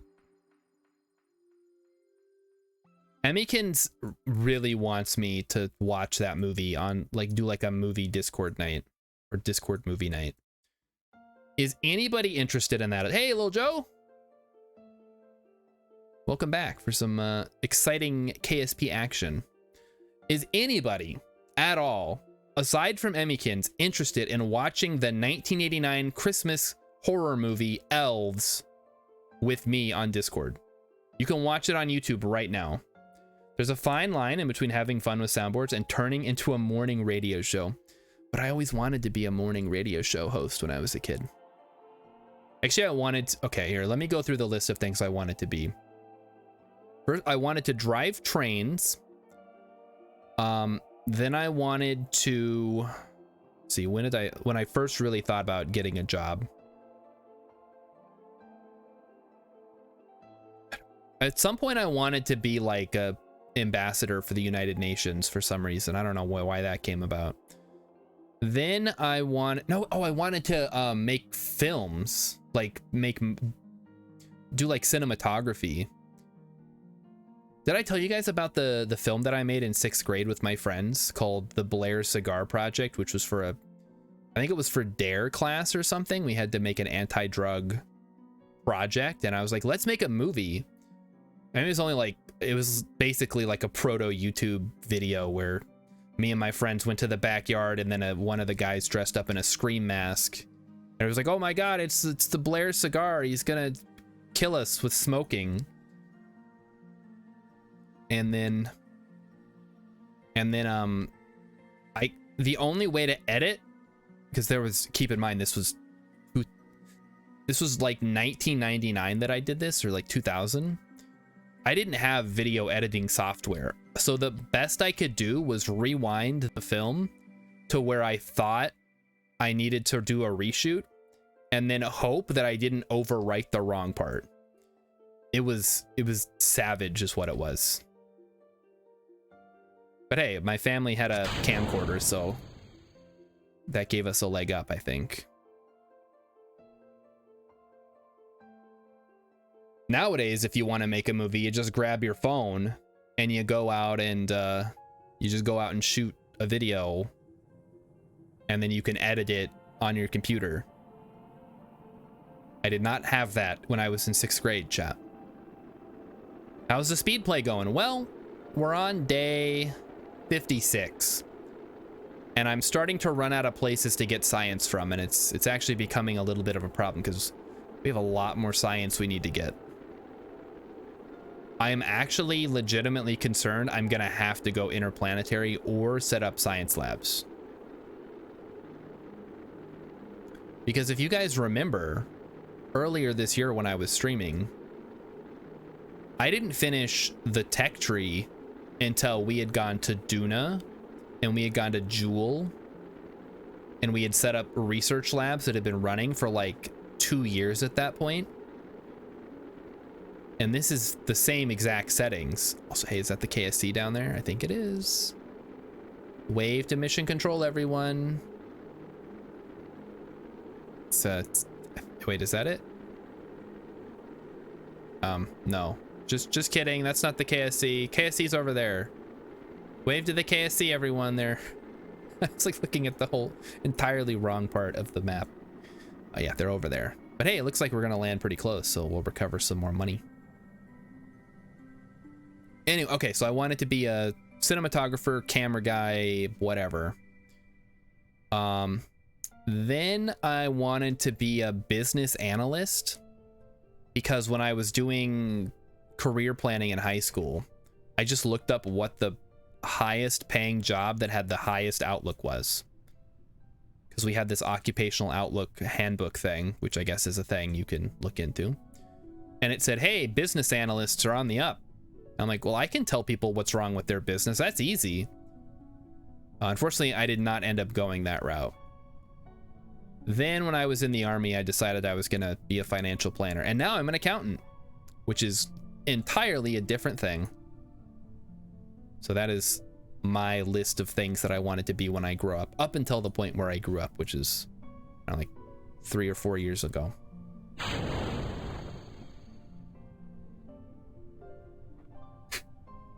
But now I want to be a popular Twitch streamer. We all see how well that's going. Did you guys know that as of today, I've been an affiliate for almost a year or thereabouts? I don't know when exactly it happened. So I was hoping that by this point, I'd have like a bunch of inside jokes and memes we could all like share with each other. I don't think we're quite there yet though. Oh my gosh, that was Mrs. Morrissey. Welcome. Thank you so much for following. Hope you stick around for Kerbals and Beans. Kerbals are now, beans are probably later. My wife. That's your wife? Okay, well, hey, you know what? What does that say about you? It just means you're married, which is awesome. Just like some stuff on my screen. I got it off. You guys couldn't see it because I don't have a camera pointed at the screen. It is in fact being captured. You're watching on PC. Nice. Don't crash. Don't worry, we're not going to crash. Or this particular craft is actually safe to land with a parachute. That other one, the 2-seater for the rescue missions, is a little bit more of a problem because it's so aerodynamic. We got to put the drogue chutes on there. But this one's good. It won't crash. Unless I make Valentina jump out. Or if I was to say, cut the chutes, which I do not recommend. Don't drown? Well, we'll see, because Bob's probably going to hop out and do some science. Because he does have that EVA science kit that maybe can be used in the water. I don't know. You guys saw that I had a beatbox button. You're the first person who has shown any interest in that point redemption. And yes, I can actually beatbox, although it does require a bit of setup because this mic will not pick it up properly, so I have to actually switch to an unfiltered mic, which is right here. If you guys save up the points for it, I'll do it. Perform EVA science. Oh, we can't do it in the water. All right. Well, thanks for nothing, Bob. Get back in there. Get back in there. Come on, Bob. This isn't funny anymore. Why is he like this? All right. But you can't jump. Like, can we do anything? I'm I'm wasting valuable seconds trying to do this when it's completely unnecessary. But now I'm adamant that it's doable. I don't want to use this little EVA pack and see what happens. My dude. All right, forget it. We're just gonna recover. We'll recover the ship by itself. How long of a beatbox? I want to know. My points are invested. Let's say it's like a minute at least, and maybe longer if I'm vibing with the song that you pick, or if you let me freestyle, in which case I'm just gonna do my Nintendo medley. Okay, rescue Verly from Orbit of Kerbin. Test a mainsail land. Okay, we can do that. That's basically free money. Build a new surface outpost on the Mun. 11 Kerbals. Yeah, that's not happening. Tilt the capsule with... that's... I could have done that, yeah. It's fine, though. Rescue Hallis from Orbit of the Mun. Well, we do need to go back to the Mun. All right, let's go back to the Mun. We'll pick up Hallis. And in the meantime, we'll also get Verly, who's in Orbit of Kerbin. So, Bean of Truth or Mini Box? I guess I'll let you decide what you prefer. Gee, hold on. I want to see the full recovery, so let's zoom in on that. Because I think if you hit the recover, it just kind of shortcuts it. It doesn't show you everything you got. I just imagine they sent out one ship to go pick up Bob, and then they went back, and then I had to send another ship to go pick up the rest of it. The Mun isn't real, it's a hologram. I mean, it's a real hologram, so technically it's real, right? Are you gonna say that holograms aren't real? Hold on, you know what? Chat, do you know what the moon is? The real moon? Because I don't know if you guys know this. Hold on, this is gonna take me a second to, hold on. It's gonna be funny, it's gonna be worth it. Hang on. I love that color. That's such a happy, beautiful, rich experience. It almost kind of looks like what the Earth looks like when you're a bazillion miles away from the planet Moon. Yes, I just squinted at it, and you're right. From the Moon, looking back at the Earth. From the planet Moon. From the planet Moon. Isn't the Moon a star? No, the moon is a star. The sun is a star. Is the Moon really a planet? The Moon is a planet. Don't look at me like that. The sun is a star. Planet. Is the sun not a star? I don't know what the sun is. The sun is a star, isn't it? We don't know what the sun is. We don't know what the sun is, chat.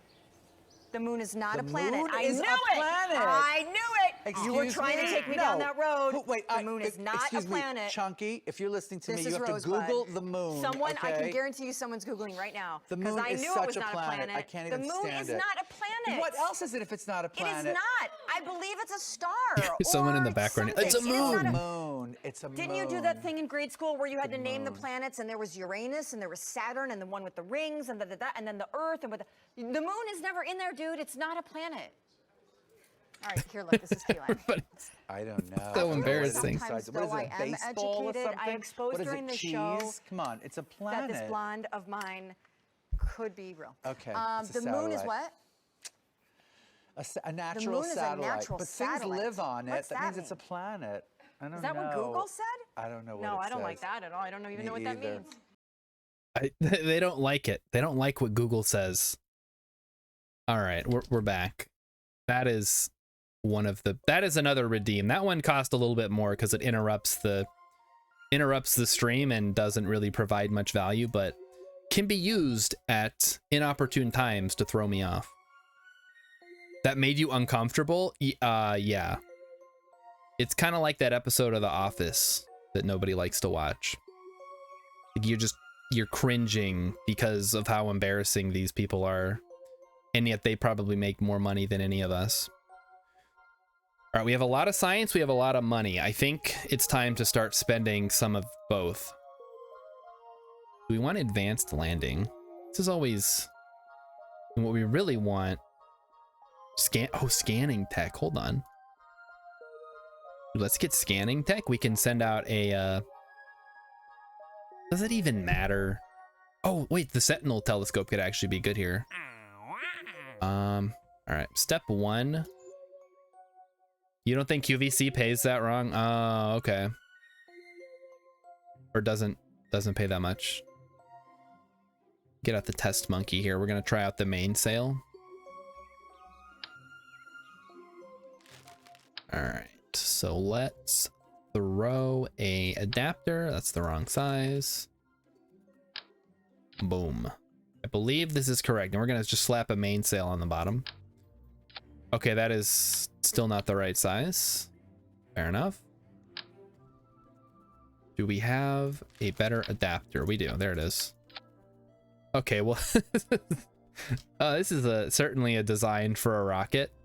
This is like something they'd come up with in like the 1920s for what a rocket's gonna be like. Bam, zoom, straight to the mun. It's off center. Damn it. Did I screw that up? So it is a lava lamp. What the heck? It actually is just a lava lamp, chap. This is amazing. Can I change? What if I change the color? Does that make it look more like a lava lamp? No, but it certainly looks interesting. It looks so cursed. It's just because a rocket's not supposed to look like this. That's not how rockets look. But I guess if it works, it works. I don't know if this would work though. Okay, well, whatever. Let's give it a go. We'll throw an engineer in there, so if somebody dies, it's not a big deal. Throw Mildoc in there. All right, Mildoc. Try this one out. We're gonna send you out onto the launch pad. It's a Christmas tree. You could theoretically, if you wanted to, make a bunch of flags, and that would make it green and have ornaments on it. All right, Mildoc. Let me check these contracts. We're good. All right, we got 25,000 Kerbucks for literally nothing. I guess I had to build the lava lamp and push spacebar, but that's it. It's... Oh, wait a minute, Nerdagorous, you're right. It's a special device that is used to help you cheat in chess. That's what it is.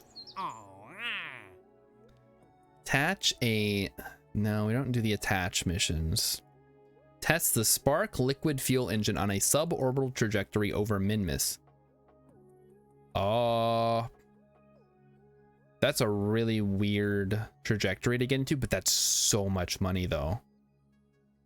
I kind of just want to take that one because if we go to Minmus again, we're gonna get that. But also that requires us to go to Minmus relatively soon, which I don't know if we're ready for, because right now we need to go back to the Mun. We still got to do this stupid docking mission too. Let's just do that. Let's get that over with. If I stacked Probodyne modules on top of each other. Because, all right, so we need to address this chess cheating scandal that has been simmering for months now. Now, they do make... I don't know how I can talk about... I can't talk about this with a straight face. It's so stupid. I'm pretty sure they make vibrating butt plugs. But I mean, I'm not like a sex toy expert or anything. I don't know that they make vibrating anal beads, and I feel like when they first talked about it, did the guy say anal beads, or was it just more like general? All right, where do we get docking, or do we have those already? No. Oh, I can search. Hold on. Docking. All right. So we have actuators. That gives us the claw. Here, Clampatron docking port. That's what we need. Jeez. You think it was general? Yeah. Most people put artistic license. Like when I first heard it, I'm like, oh, it's like a vibrating butt plug, whatever. Like they make those, I assume. I don't know. I don't own one or anything. Those aren't my bag. But I've never heard of vibrating anal beads. I guess it could be a thing. Also, he's now suing like chess.com and the other guy. I forget his name. I don't follow chess that much. I've seen many YouTubers make their own. Okay. Maybe don't submit one of those videos for You Laugh, You Lose here. Which actually, hold on, chat. Guess what? It's time for You Laugh, You Lose. And by the you, I mean me. If I laugh, I lose. So we're gonna check over on the Discord. If you would like to submit a video, you still have a few minutes as we go through what's been submitted. Rilip has submitted another video. Let's check it out. I'm gonna get the new Windows set up here. Remember, if I laugh, I have to eat a bean. So we're gonna see how that goes. All right, let me turn off the music. Switch over to the correct window, which is located here. Which is located here. Nope, that's the Discord. We don't want the Discord. And again, yes, if you want to, you gotta go. All right, bye. You're gonna miss the beans, but that's okay. You gotta go when you gotta go, right? So here we have fried gnocchi, whatever that means. Some kind of pasta, I think. And this is allegedly very funny, so we're just gonna watch this, and I'm gonna try not to laugh. Now they're starting to pop. Holy cow. It's got mono sound. Back. I want them to get a little It's so browner than weird. this, though, so I gotta be like somewhat timid yet brave. Yep. That's how you cook, I assume. Oh, it exploded. Okay. Yeah, frying food can be dangerous, chat. Make sure you always follow all the recommended safety precautions. This is going to be a blog post, not a... Oh, they're still exploding. Oh my goodness. Somebody's finding this extremely funny. It's like popcorn.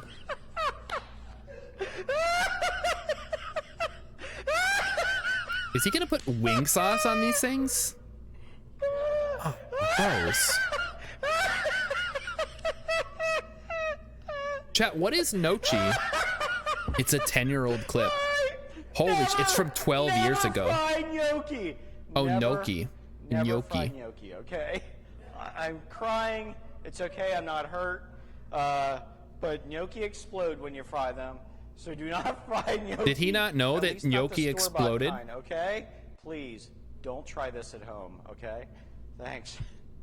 What's in there that explodes? Is it like a tortellini? He does kind of look like Jim Carrey.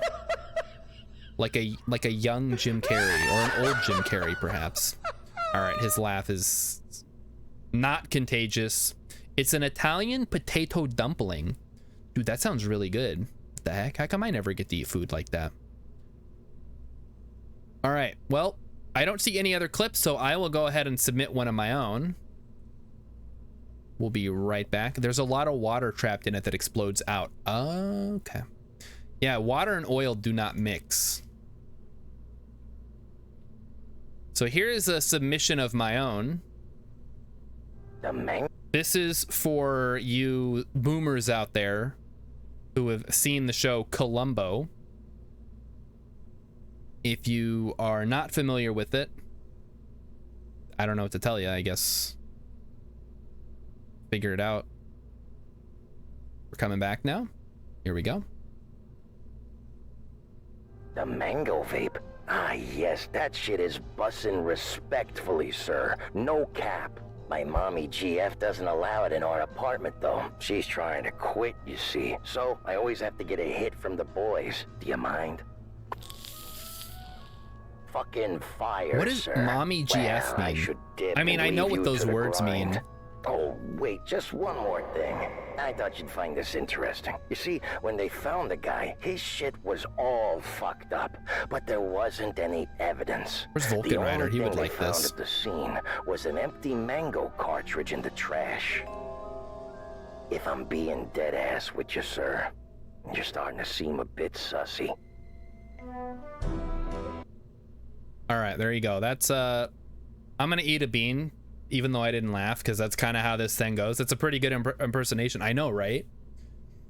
Also, all the Zoomer lingo. I don't know what bussin' means. I don't know what no cap means. I think it just means not. This is not a lie. I'm being serious. I don't know what mommy GF means, aside from like my girlfriend is also my mom, which I don't know why you would advertise that. Fucking fire. That's pretty straightforward. I should dip and leave you to the grind. You guys remember the Entrepreneur House, Grind Central USA. He has to be talking on a landline phone to get that effect. Oh, no cap is no kappa. There you go. And then, yeah, you seem a bit sussy, of course. We all know Amogus has made sussy a household name. Anyway, it is now time for me to eat a bean, because I basically always eat a bean, even if I don't laugh, because we don't get enough videos. If we got more videos, maybe I wouldn't have to eat a bean. But here we go. Bean Boozled. If this is your first time here, I'm gonna read through the flavors that this could be, because some of these are quite interesting. We have liver and onions or cappuccino, old bandage or pomegranate, rotten egg or buttered popcorn, which I feel like I get a lot, toothpaste or berry blue, which I have never got, barf or peach. And let me tell you guys, they are not kidding about it tasting like barf. It is gross. It's the worst one. Stink bug or toasted marshmallow, booger or juicy pear, dirty dishwater or birthday cake, stinky socks or tutti frutti, or dead fish and strawberry banana smoothie. So we're gonna go ahead and crack this guy open here. It's a little canister. I'll do this so you guys see that I'm not messing with it. Oh, hey, look at this. All right, chat. The first person to pick either blue or green in the chat, I will eat that one. So blue or green, first person to type it out. Nerdthagoras says bleh. If you're gonna eat a pity bean, might as well eat the one you haven't had. Green. All right, McTroll Tipster was the first one to type out a complete color, so we're gonna eat the booger or juicy pear. So toothpaste or berry blue, you're going back in the canister for another time. We're gonna eat the booger. It's booger. Yep. As a certified booger eater, not too bad. Pretty good. All right. Well, let's get back to the game. Wait. This actually isn't bad. This might not be booger. I cannot tell. It doesn't taste like the juicy pear though. Eat the other one. I already put it back. I'll eat the other one next time if I get it. No, we got stuff to do. Let's get this over with. So what if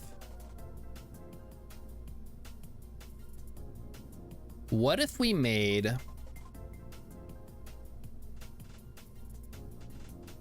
all right, let's start from scratch here, because what I'm thinking is we want to make something that can go to the mun and just kind of chill there, and we can dock with it to refuel. So basically just an orbital fuel tank. It's placebo. It tastes like you expect.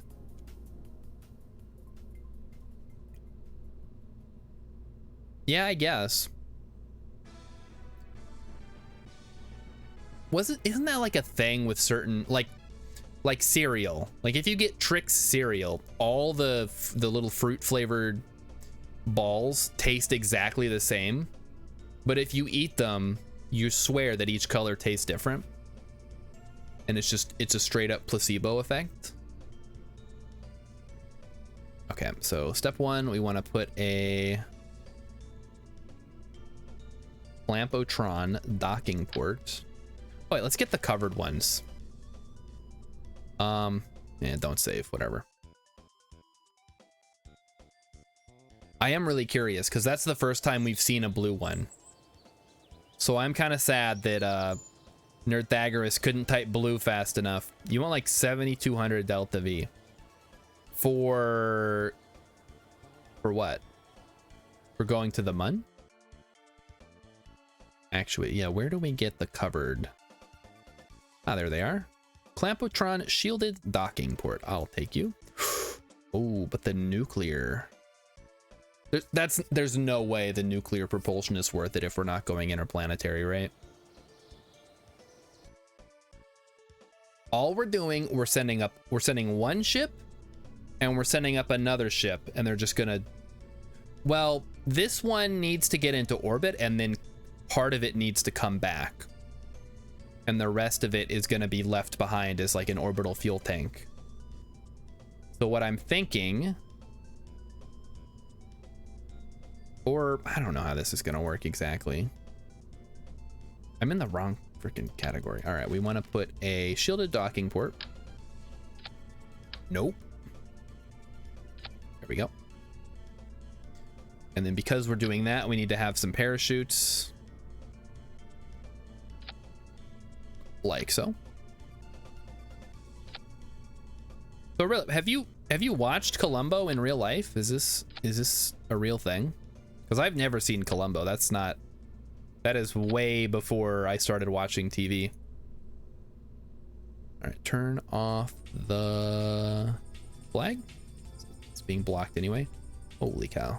I grabbed that and just yanked it out of the way. Nerdthagoras says, I thought I was landing. No, I already have a craft for landing. This is just a, what do you even call this? I don't know, like Mun fuel transfer station or something. Let's call it Mun fuel transfer. It does what it does. All right, next. The problem is gonna be heat shields don't allow transfer of fuel across them. So there's like zero reason for this to even have the thing on top. So let's just do this. We'll just have the parachute on top. Then we'll have the decoupler. Then it'll have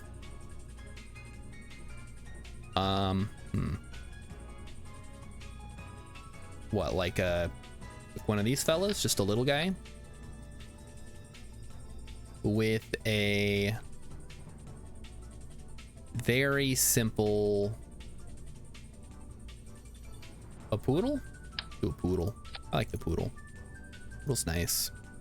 It's nice. It's also pretty small, which is good here. Philip says it was one of the like 3 good shows you could watch when you were homesick. That, A-Team, and MASH. Most of the day was The Price is Right.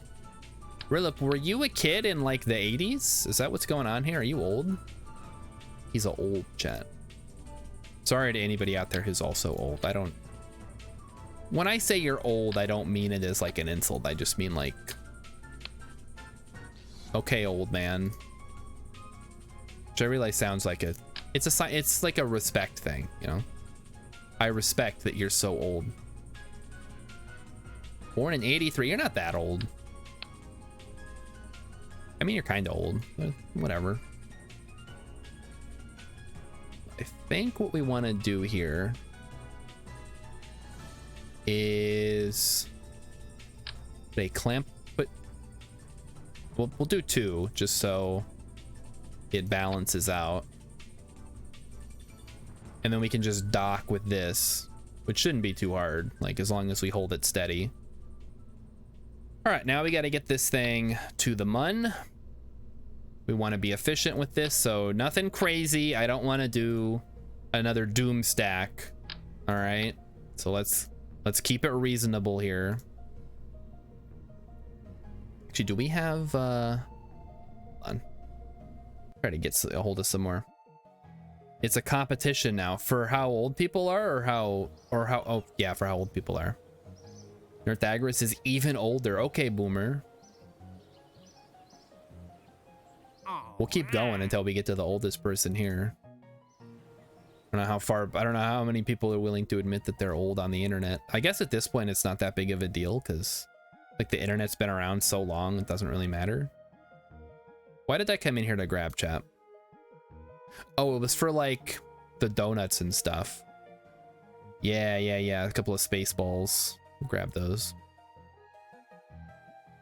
I would also like to get mono propellant, but I think we've already got all the mono prop we're gonna need. Power we don't really care about.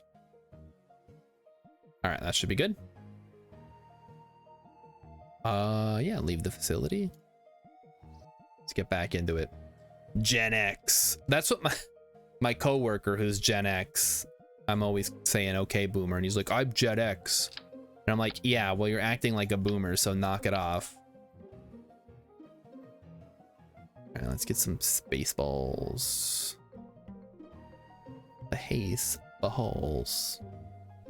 Gotta unlock them first, chat.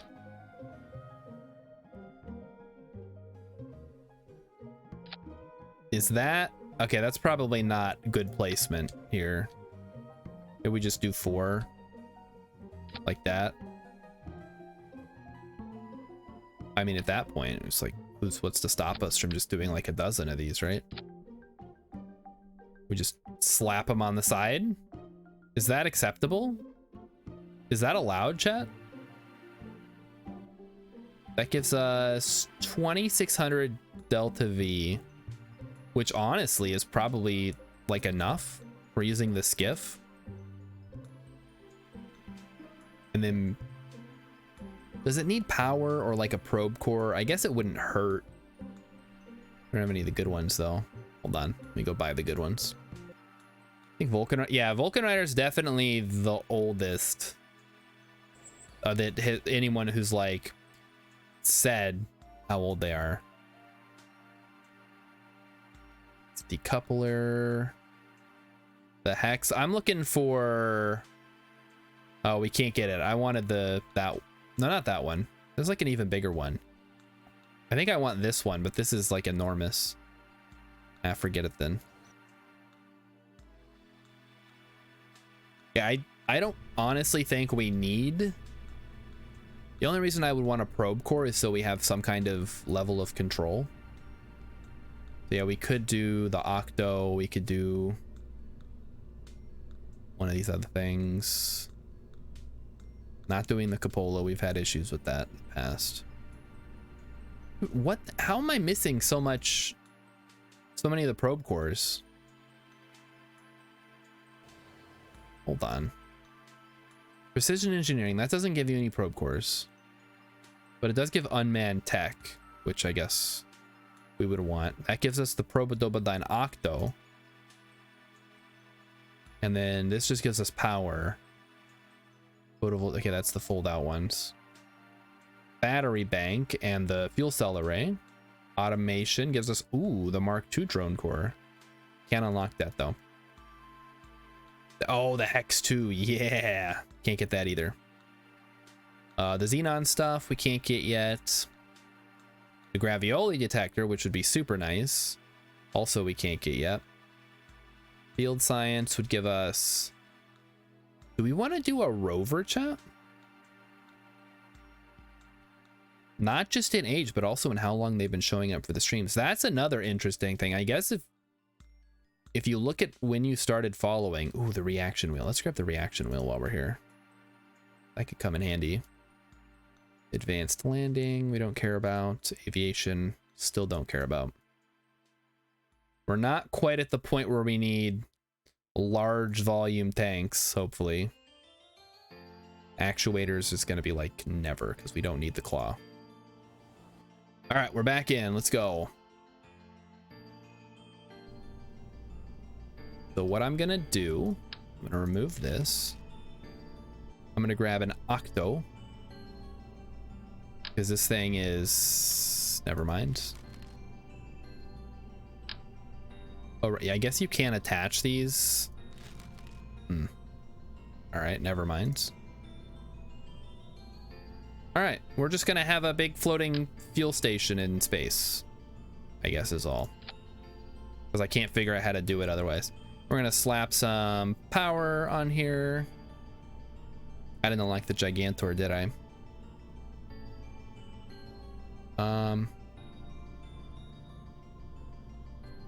Slap a couple of these on the side. There we go. All right. So this thing's just gonna sit here and give us fuel. And actually, hold on. No, this is fine the way it is. And we're basically just gonna use it to do a couple of landing missions. That'll hopefully, you know, work out for us. All right, let's start with the mainsail and work our way up from there. So throw a mainsail on the bottom. How much our thrust to weight? 1.84. Let's do another one. Nice. All right, what does this say? 1.25. That's probably good enough, honestly, for what we're trying to do here. Do a 2.5 meter service bay. All right, well, yeah, probably can't hurt.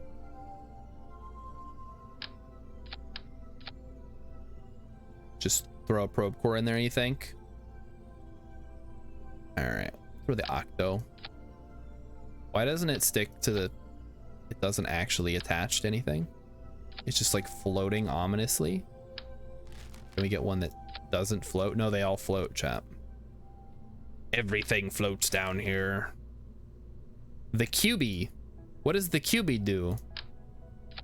It also floats. Okay, what is the difference between all these? This is set 0.07 tons. This is 0.04 tons. This is 0.1 ton. 0.1. I mean, what difference do these things have? I kind of like the lightest one, obviously, because it doesn't need to do very much.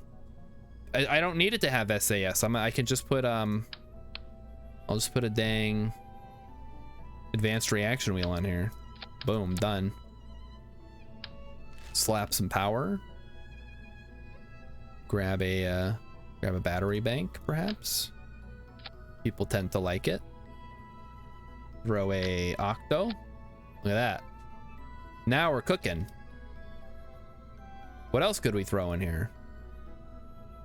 What can we squeeze into that little guy? Some science, perhaps? That's probably not useful. Maybe a communicatron? I wouldn't mind having some kind of antenna. Sure, why not? No skin off my nose having a couple of antennas on this thing. Like it's just an all-purpose relay at this point. Throw in a bunch of Kerbals.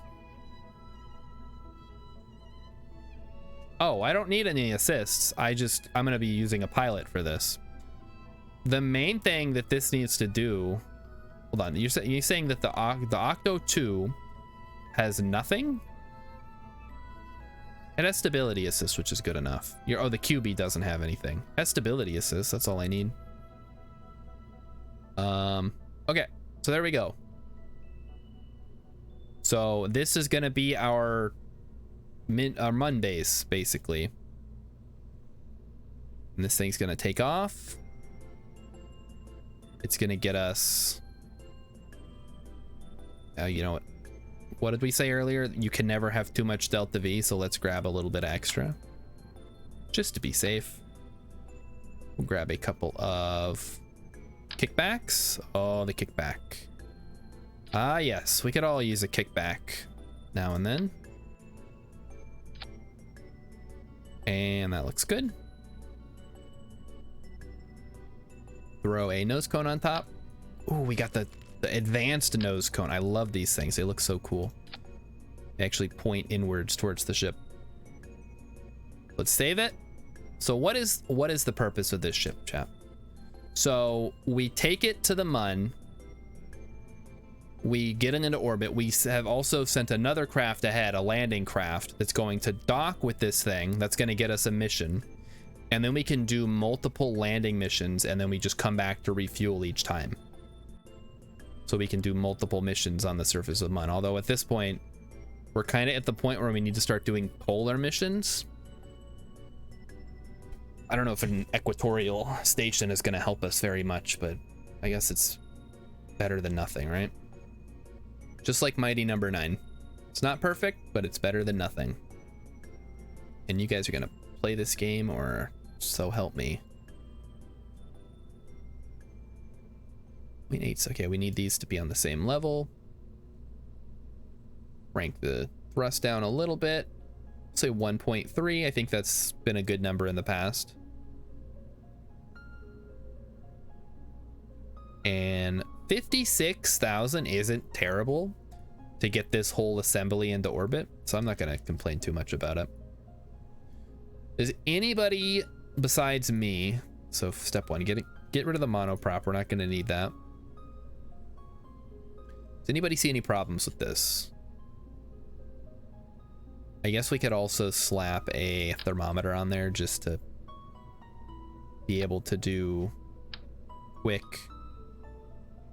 science return stuff, because sometimes we'll get, you know, hey, send science data from the Mun, when we can just send it. It's not orange enough. All right, hang on. Is that better? Is that orange enough? These things can't, oh, they can be silver though. Silver looks kind of good. I don't like the silver.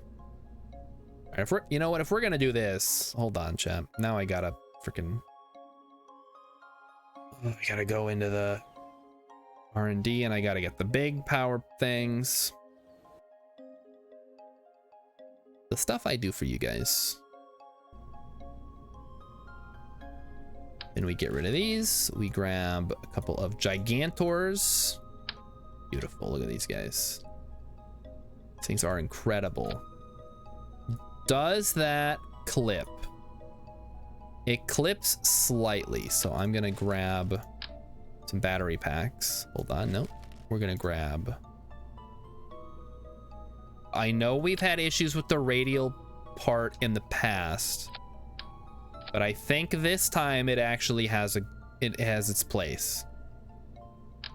So I'm not gonna complain too much. Let's grab that one. Slap that baby on there. And then grab the Gigantor, and oh, that looks like garbage. Yikes. Also, it doesn't, what the heck, chat? Are you guys seeing this? What's going on here?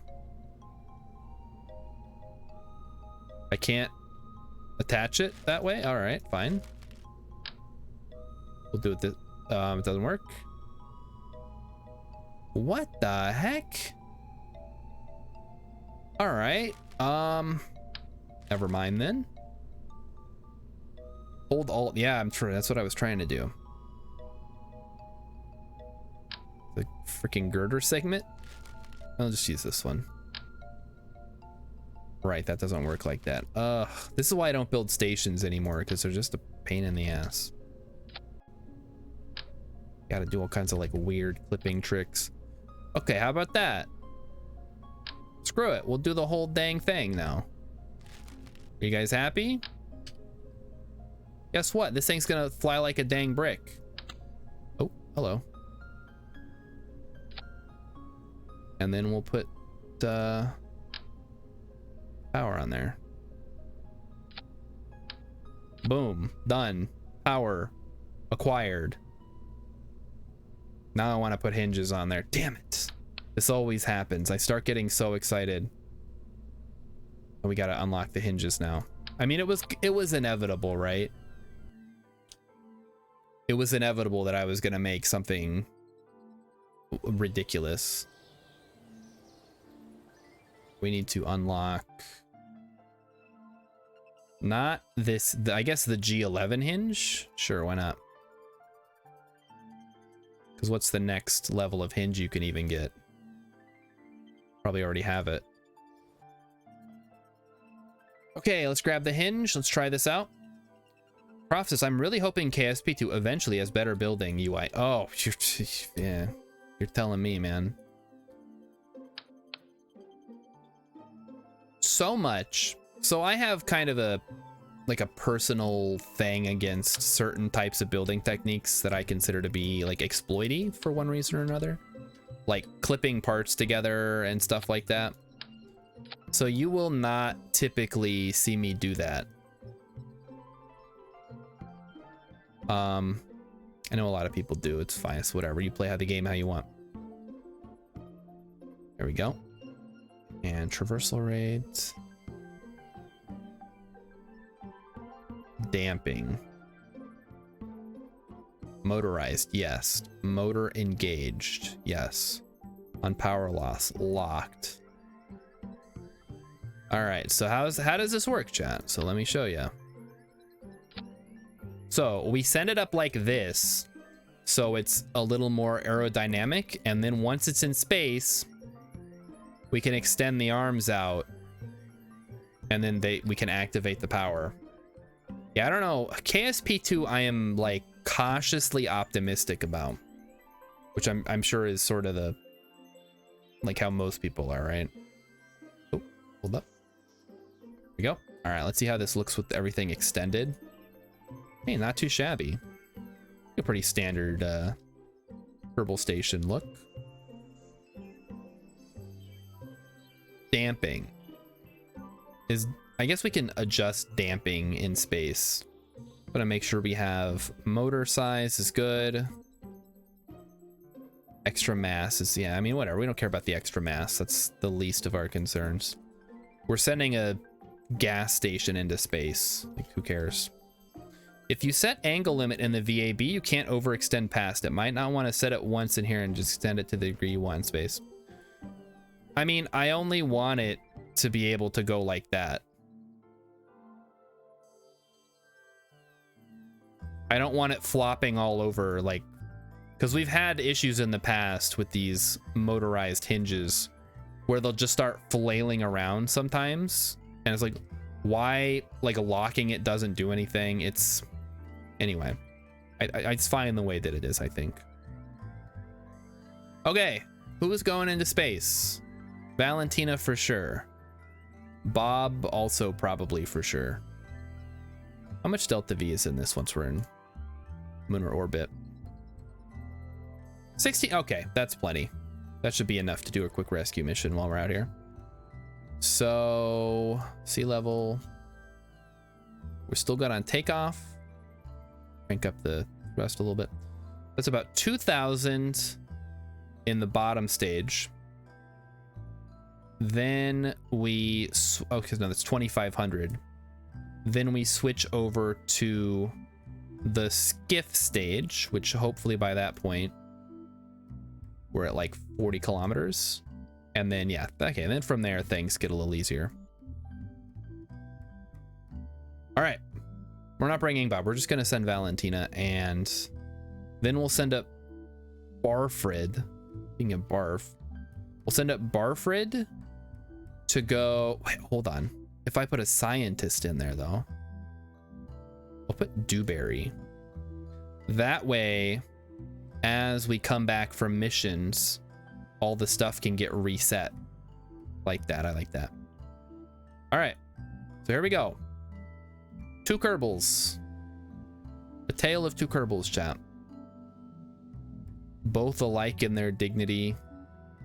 Something, something. What? Why is the music playing?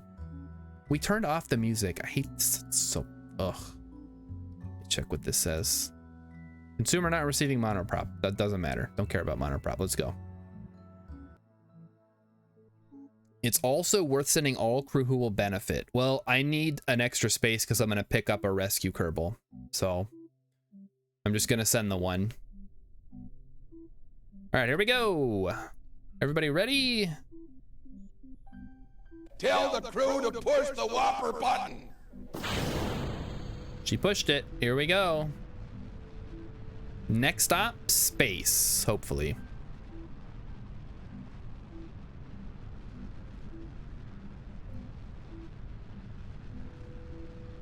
Let's keep rolling, rolling, rolling, rolling. I think we put enough space balls on here. That looks good. We got the antennas, of course, that we can use as relays. We've got the thermometer. I'm just trying to think as we take off here if I forgot anything. This is a powerful ship pushing an entire planet away. Yeah, it's pretty crazy how physics works, huh? It stays in one place and moves the rest of the universe around it. Just like in the Matrix.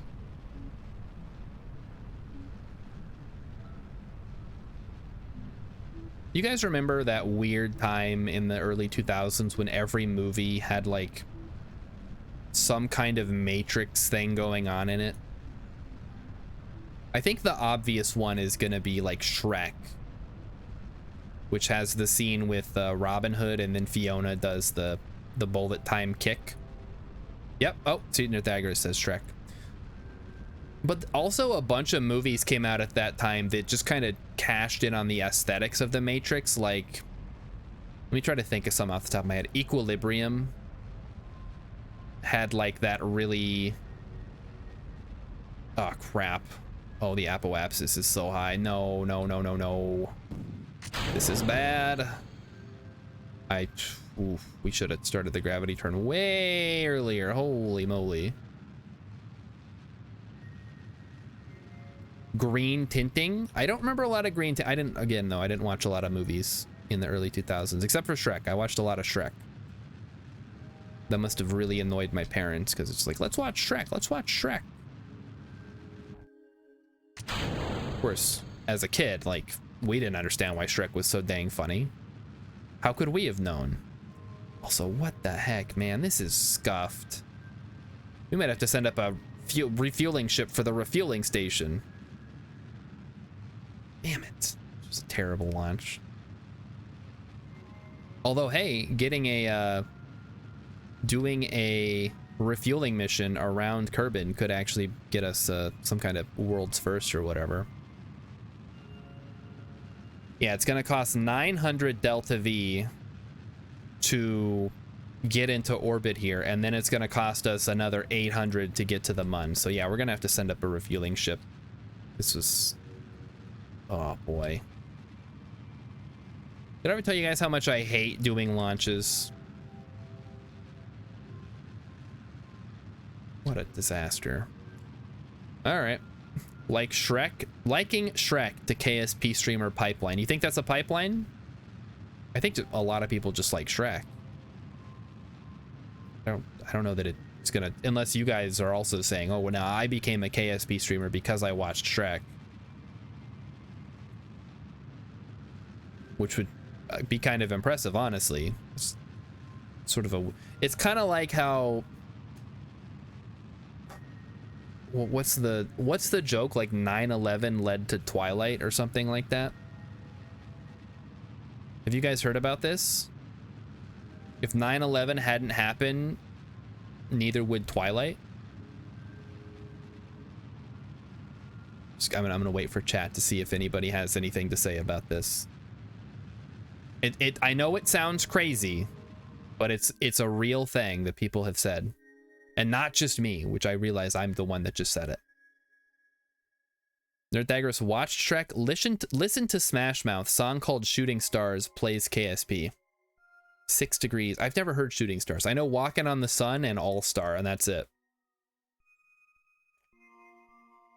And honestly, I think that's enough. I don't need to know any more Smash Mouth than that. Speaking of Smash Mouth, though, or speaking of, I guess All Star is the music video, which has some scenes from the movie Mystery Men, which is also another great movie. All astronomic references. Wait a minute. Wait a minute. All Star, Walking on the Sun. Oh my God. All the pieces are falling into place. It's the Smash Mouth to astronaut pipeline. All right, I guess we're going to be doing a quick docking mission where we deliver a boatload of fuel to what was supposed to be our fueling station, which I realize is maybe some level of irony. It's like when a tanker truck breaks down or runs out of fuel? Like, what do you do? No, seriously, what do you do, chat? Can a well, a tanker truck is probably carrying like regular gas, and but it's probably a diesel truck, so they can't just pump the gas out of the tank into the truck, because then it wouldn't work. Isn't Guy Fieri's not the singer of Smash Mouth. Guy Fieri's the mayor of Flavortown. Appa. Wait, why isn't it the emote? Isn't it supposed to be the emote? When you type in Kappa? Yeah, now it is. The heck? Is it if it's capitalized? There's no crossfeed on 18-wheelers. Yeah, exactly. You can't just hook up the fuel hose and put liquid fuel into the engine. That's not how it works. Unfortunately. It'd be nice if it did. All right, well, I guess everybody's going to be getting an impromptu lesson on docking. So, I guess prepare yourself for that.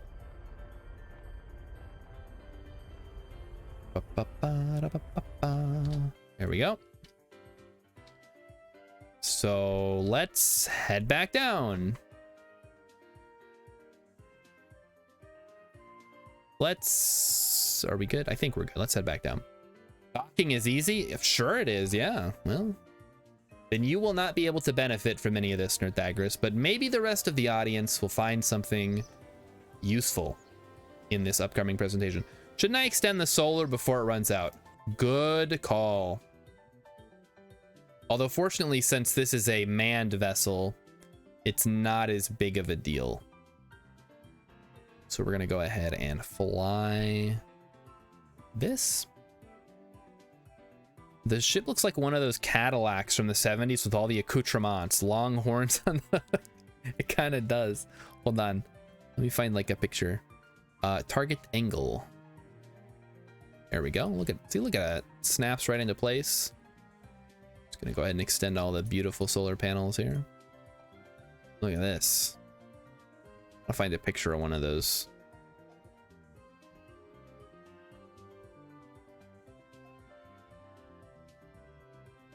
Because I know exactly the kind of car that Rilip is talking about. Why does this one have 2 wheels in the front? What the heck? Okay, this is on Pinterest. I don't care about that. Why would you put horns on the front of your car? What is wrong with you? What the heck? 1975 Cadillac Eldorado convertible. I mean, I'm not gonna lie, this thing looks pretty great. But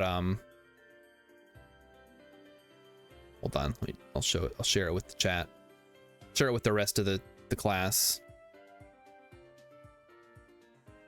Oh, it's the wrong window. Of course. I would do that. Why is the website called MeCome? Texans. Ah, I see, yes. This is... So what is this car, chat? This is a, again, like I said, 1975 Cadillac Eldorado convertible. It has red leather as the interior. Actually looks pretty good. And under the hood, it has a bunch of car stuff that I don't know anything about. So I guess there you go. Have fun with that. Anyway. Wait, you think this doesn't shoot? It's probably for sale. Yeah, I think it is. Boss Hogg's car. What the heck is Boss? Boss Hogg from the Dukes of Hazzard? What does that look like? Oh, wait, yeah, that's Boss Hogg's car. What the heck? Amicans, how did you know that? I've never seen the Dukes of Hazzard, so I cannot vouch for the variety of that. Doug Dimmadome, owner of the Dimsdale Dimmadome. And everything else, apparently. Okay, the solar is extended. Let's get back to the Space Center. Now we have to build a refueling ship, which is going to go up, refueled, and come back in approximately that order. Now, there is one issue. It's, you know what? It's honestly not that much of an issue because we're not coming in from interplanetary, so it doesn't matter if this thing is... Hold on. We need a question for chat. Can I enable fuel crossfeed? Yes, I can. Heck yeah.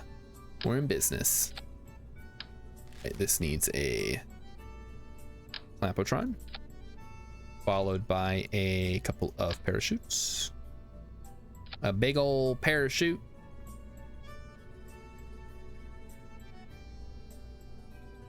No, SpongeBob, not a parakeet, a parachute. Not a pair of shoes. And then a kaboom. So for this, we're going to need an engine. I'm gonna go with the skiff again because it's just like the best 2.5 meter engine, I think.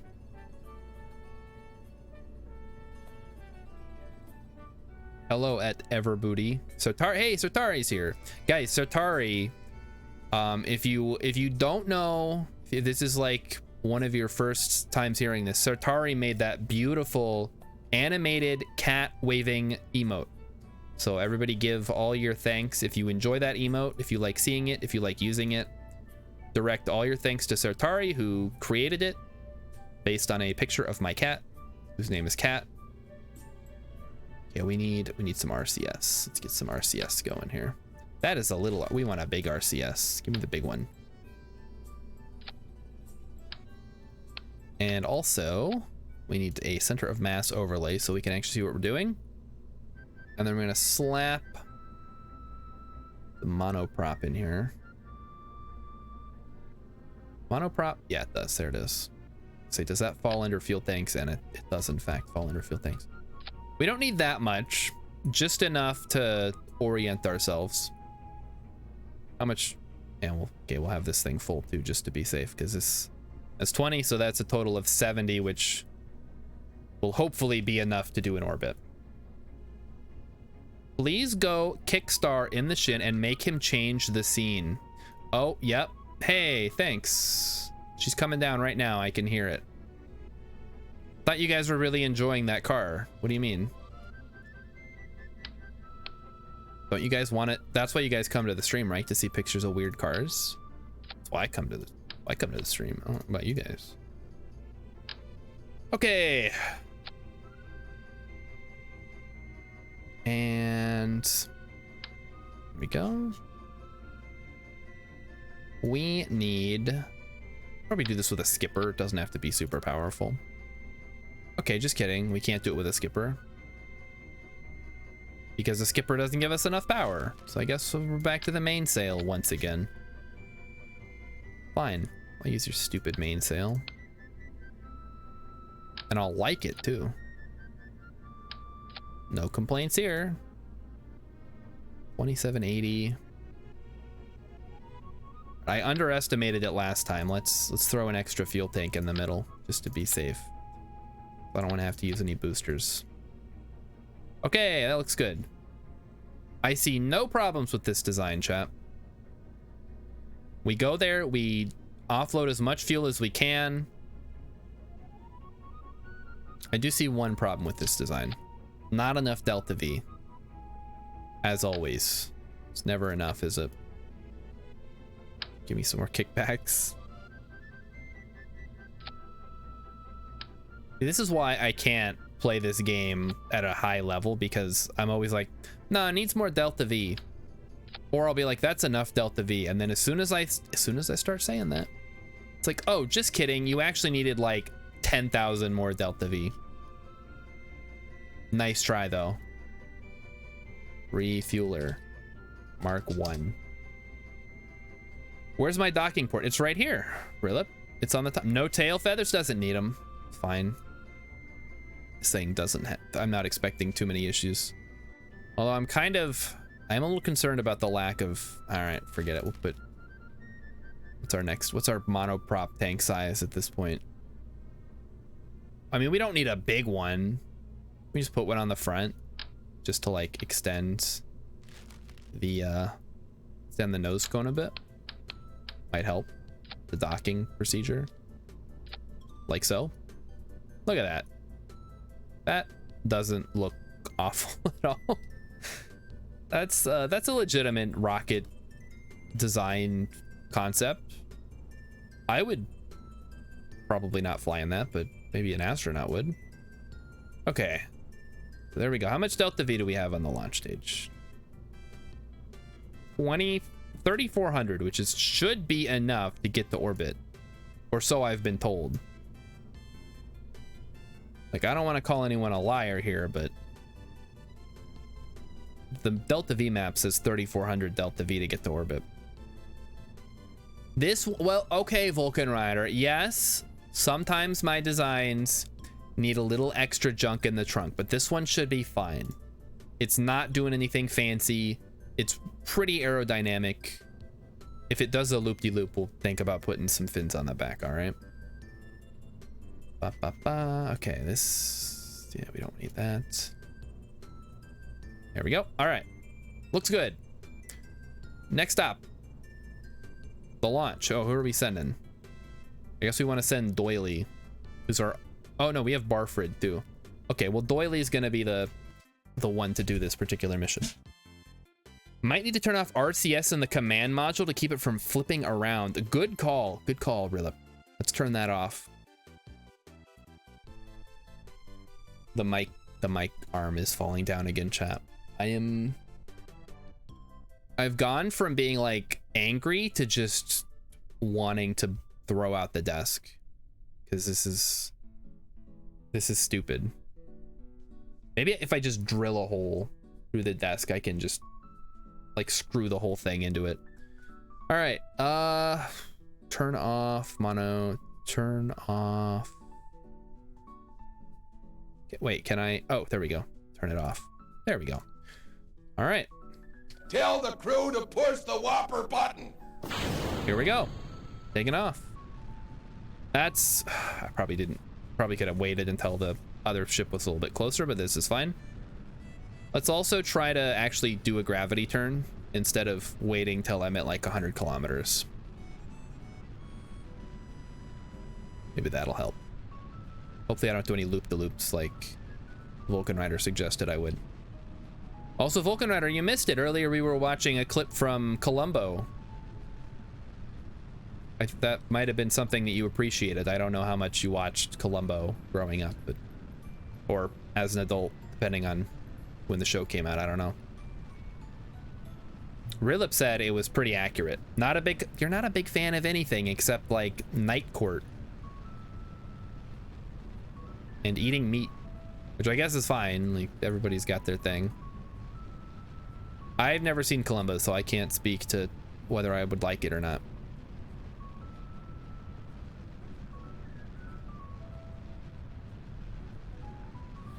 For some reason, I thought that Columbo, and I something happened. I will check in a second. Hopefully it's not something insane. Like I got raided by 1,000 people. Well, I feel like the chat would be going a little crazier if that was the case. So let me get into a good position and we will see what happened. That was a follow from Croft 2003. Thank you very much. Excellent! Oh, right, Babylon 5. You like Mary Tyler Moore? Now, when you say Mission Impossible, do you mean like Tom Cruise or the TV show? I mean, they're both okay, I guess. I don't know. I've never seen either of them. But I know there was a TV show at one point. Right, here we go. Let's slow down. Now, see, this is what I'm talking about. This is how we should be getting into orbit. With like an extra 1,000 Delta V in the tank, just ready to go. Not a fan of Tom Cruise? Okay, the TV show. Gotcha. I'm a fan of, yes, I'm a fan of dark meat only. That's not true. I will eat white meat. I prefer the taste of dark meat, but I will eat what is offered to me. Just like in Game of Thrones.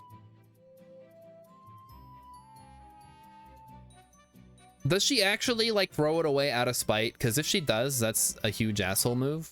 If she's just doing it because she doesn't have a place to store it and she like doesn't care, then that's, I mean, that also sucks too, but that's more understandable than if she's like, oh, he likes the dark meat? Yeah, just get rid of it.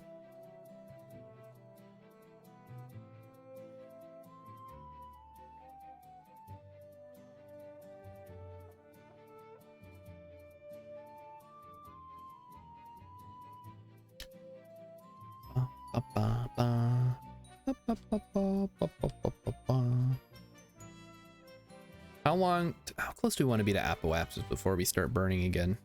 Probably like 45 seconds. I think I've heard that that's a good rule of thumb. Or like between 30 and 45 seconds you can maintain. Hey, Rainbow Yeti. Thanks for watching. We'll catch you tomorrow. Don't forget, guys, tomorrow is the Christmas movie night stream. So stream will be at a regular TV show or a regular, it's not a TV show, it's a stream, regular time. So 6 o'clock Central. And me, Emmykins, and possibly an alien are going to be watching a Christmas film right here, live on Twitch. Hopefully we don't get shut down in the middle of it. But if we do, then so be it. It's totally worth it. So if you are interested, this is outside the normal schedule because Tuesday streams have been on hiatus for a while now. It is not Die Hard. Wrath of Khan is not a Christmas movie. No, this is an animated Christmas movie that is, I don't think it's intentionally supposed to be funny, but it's one of those. So use that information as you will. If you want to watch a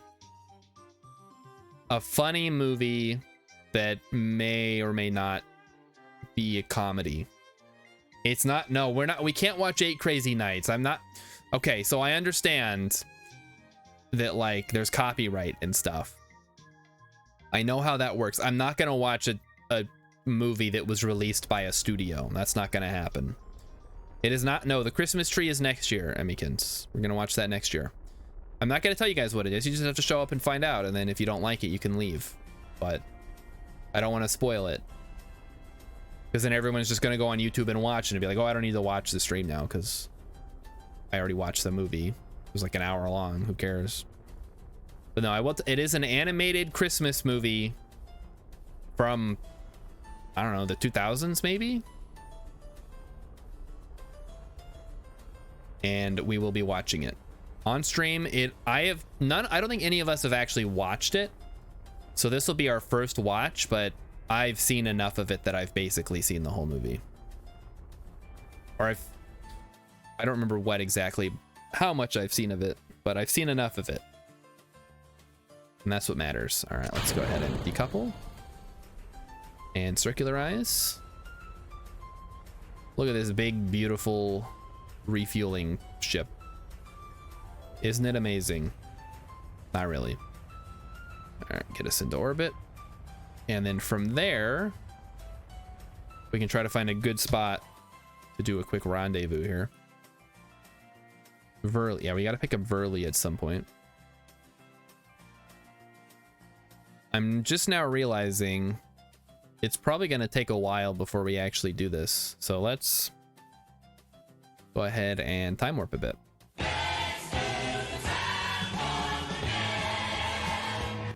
It's just a jump to the left. No, wait. Just a step to the left. No, jump to the left and then a step to the right. Put your hands on your hips. Bring your knees in tight. But it's the pelvic thrust that really drives you insane.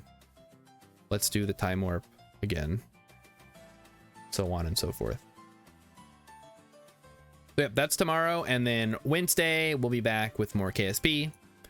And Friday, I don't know, I think Fridays I've been having a lot of fun showing off my oxygen not included. So we'll probably just do more of that on Friday. Unless something horrible happens in the meantime and my colony collapses. Shocked that someone your age has seen the classic Rocky Horror. So why have I seen Rocky Horror? That's a good question. I think the only reason I've seen it is because I read The Perks of Being a Wallflower and was like, oh, they're really making this show out to be like the most incredible thing ever. First of all, that book is not that great. I didn't care for it. I read it in high school. But I did enjoy Rocky Horror. It's pretty solid. I guess they were doing the actual play instead of watching the movie, so a little bit different.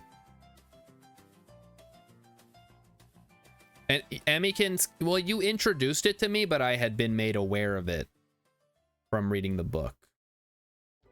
Although, honestly, I could have the timeline I screwed up. I could have read the book after the fact. Must be seen in the theater. Yeah, that's what I've heard. I don't know that I'd consider that charm. Although they did do a showing here in my town. It must have been a couple years ago, or maybe it was a couple months ago. Again, I've lost all track of time. And they were like, no, we will not be doing any of the like stuff that people do. And it's like, well, why are you even showing the movie if it's just the dang movie? We can watch it at home. So yeah, like they throw popcorn and they like get up on stage but they get up in front of the screen and like say the lines and stuff like that. Oh, this is gonna take forever. Jeez.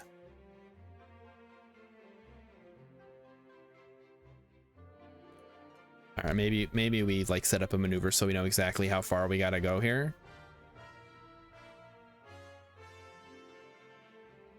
Set, nope, wrong one. Set as target. And then we'll just skip ahead a couple of orbits. There we go. See, that wasn't so bad. So let's maneuver the maneuver node around a bit and see where we get the closest intersect here. All right, looking very promising.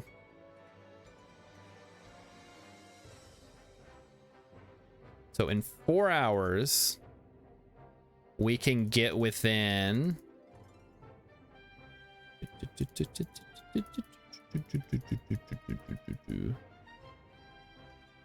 Okay, let's do this now. Oh, that's may have gone too far in a few places there. A little bit more, a little bit more. Hey, that's looking pretty good. Yeah, a little bit more, a little bit more. Okay, perfect. In 4 hours. So we'll whip around a little bit. And Meekin says you weren't allowed to do any of this stuff. You could just sit there and watch the movie. And my thought was I can do that at home and save $20. That was $20 to go see that? What the heck? Dude, what a waste. Did they really think they were going to get people in the theater with that? It's insane. I get you don't want to clean up all the dang popcorn and stuff, but it's like, just don't show the movie. Like, show something else. The million other movies you could show. But yeah, so I read Perks of Being a Wallflower. Did not care for it. There was a song. So the guy in the book, whose name I don't remember or care about, he was like obsessed with this song. And I'm like, oh wow, this must be a really good song. And then I listened to the song and I'm like, this song sucks. This guy sucks. I hate this book. Sorry if you like that book. I don't hate you. I don't know. The guy was just insufferable, which I guess is kind of the point. I'm sure I was insufferable as a high schooler too. I didn't write a book about it though. Oop, we're just zooming around here. Just going in circles. That's what orbits are, chat. Just big old circles. Or sometimes, I guess they're elliptical. They're not perfect circles. But that doesn't matter. All the other movies they showed for Halloween that year were $5. What the heck? Or straight lines in curved space, I guess, yeah. But space is curved because of the gravitational effects of mass. It's all connected, man. Vulcanizer says, when I was in college, we would actually have people run up on stage in front of the theater and do the time warp. Yeah, exactly. We weren't allowed to do any of that stuff at the theater that I'm talking about. They're just like, hey, we're going to show Rocky Horror, but you can't do any of the like fun stuff that you would expect to do if you're going to a normal theater. to watch this movie. I mean, I don't know if this is like a COVID thing or whatever, but still kind of silly. Again, just don't show it. Show something else people don't care about, or that doesn't have a scene associated with it. All right, we're gonna do a quick burn here, and you.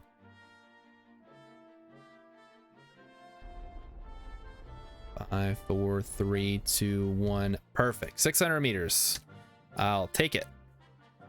All right, so now that we have our rendezvous, we're gonna figure out how to dock as soon as we get a little bit closer. And we are now in target mode. So this is one of the most important things to look at when you're doing a rendezvous. I've talked about this in the past just a little bit for those of you guys who haven't been here for that. When you are attempting to do a rendezvous, ignore what's up here. None of this, I mean, some of this stuff matters, but the thing that matters most once you've gotten your initial intersect, which I'll leave that as an exercise to the viewer, is to look at your nav ball and your target mode. So there's 3 modes: orbit, surface, target. In this case, you want to be looking at the target mode. And as you approach your intersect, which is a time warp a little bit faster here.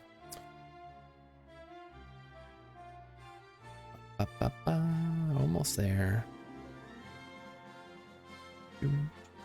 Also, this wonderful I think this is Gusty Garden Galaxy from Super Mario Galaxy 2. Wonderful music.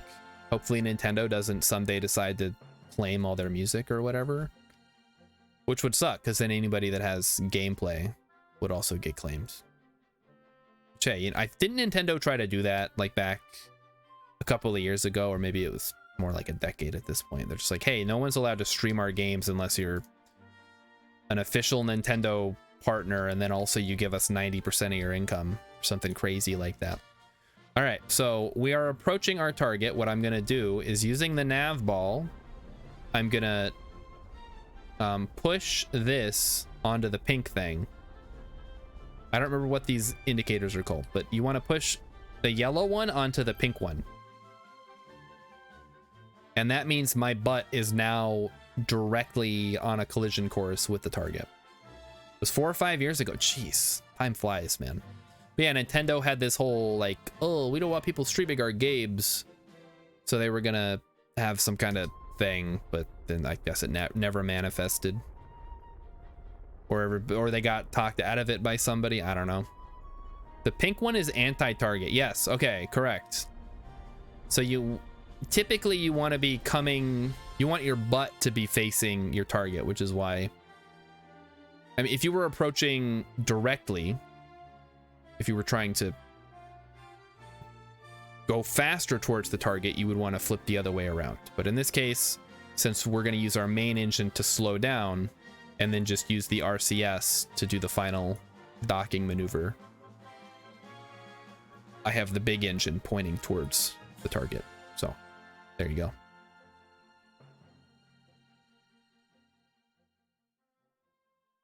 You guys know what all these things are called. Nintendo's community management is notoriously terrible. Yeah, have you guys ever noticed I don't stream Nintendo games? It's because I don't have a capture card, so I can't hook up my Switch. But if I did, then I might stream like something, I don't know. Wii Sports? You guys want to watch me play Wii Sports? You guys want to watch me do Ring Fit? But I don't have enough room in the living room anymore to actually play that game. It sucks. We have a bunch of boxes for Christmas that I still need to open up and put together. My brother-in-law's computer parts that I ordered all came in, and they're just taking up space. Do you adjust the thrust on the engine to get more fine control, or get... No, I don't worry about it too much. I'm just going to use the RCS. But yes, if you really want, you can throttle the engine by right-clicking on it and limiting the thrust, and then that gives you more fine control. But we're not doing that today. We're just doing a pretty basic little maneuver here.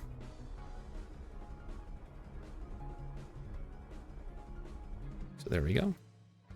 Gonna point retrograde. I just realized this thing doesn't have a solar panel on it, so if we run out of power, I think we're done, which hopefully shouldn't be an issue. We have 130 electric charge, should be enough. Pythagoras used to forget RCS and got, oh, I've definitely had to dock with just the thrusters. I don't know which VOD it is. Maybe I should go back and find it. When I had to attempt to dock 2 stations together with radially mounted docking ports with no RCS. It was just the engines. So nothing was lined up. It was so stupid. And then it didn't even work once we did it, because I couldn't transfer fuel between them because of some weird edge case with the way that I had constructed the stations. That still pisses me off. So, but yeah, bumper cars, exactly. So they kept bumping into each other. What all happened? I had to like keep, so I'd get close and then they'd just miss, so I'd have to like completely restart, and they'd be like, okay, I want them to go like this, and then eventually I did get them to dock, but what a pain in the ass that was. Open shield. Okay. Oh, we need to, hold on, I gotta use my other hand here. So now what we need to do is I need to line up set as target. So now we're just gonna head on over towards our target. So the main thing we want to worry about is making sure that we are aligned with the target so that we're coming like head on instead of at an angle. So that's the first thing we're going to do. I call this playing the crane game, because when I used to play crane games, me and my siblings would like line up around the game itself and use instructions like, you need to go, you know, towards me, or you need to go away from me, or you need to go towards you or away from you, or whatever. So this is just kind of how I imagine it. It's like a big crane game. So here we go, getting nice and lined up here. This is beautiful. Now we slow down a bit. Let's go ahead and like just visually line it up now.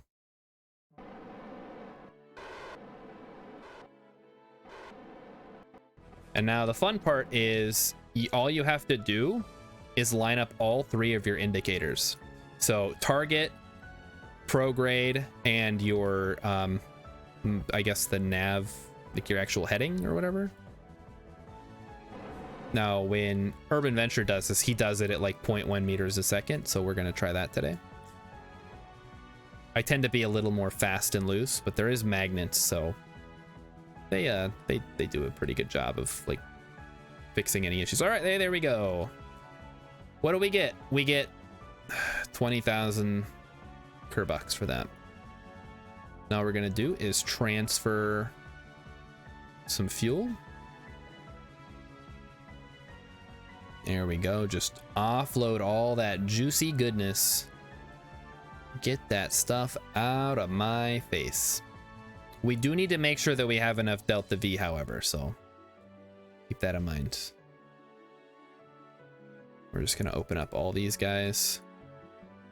So fun fact, you can open up as many fuel tanks as you want and then just hit out of the one that you want to empty and it'll go fill up all of the fuel tanks. Someone told me you should do docking by aligning yourself north-south. Are you referring to me? Because normally I would do that, but with craft this small, it's not that big of a deal. It's just, you will occasionally find it easier. If you are having trouble docking, I guess I should say, align both craft along the north-south axis. So, it makes things much easier just from a like logistical standpoint, but it's not necessary. And in this case, it definitely, with craft this small, it was not necessary at all. And now, of course, this is going to take forever because the fuel is limited in transfer speed by the size of the baguettes.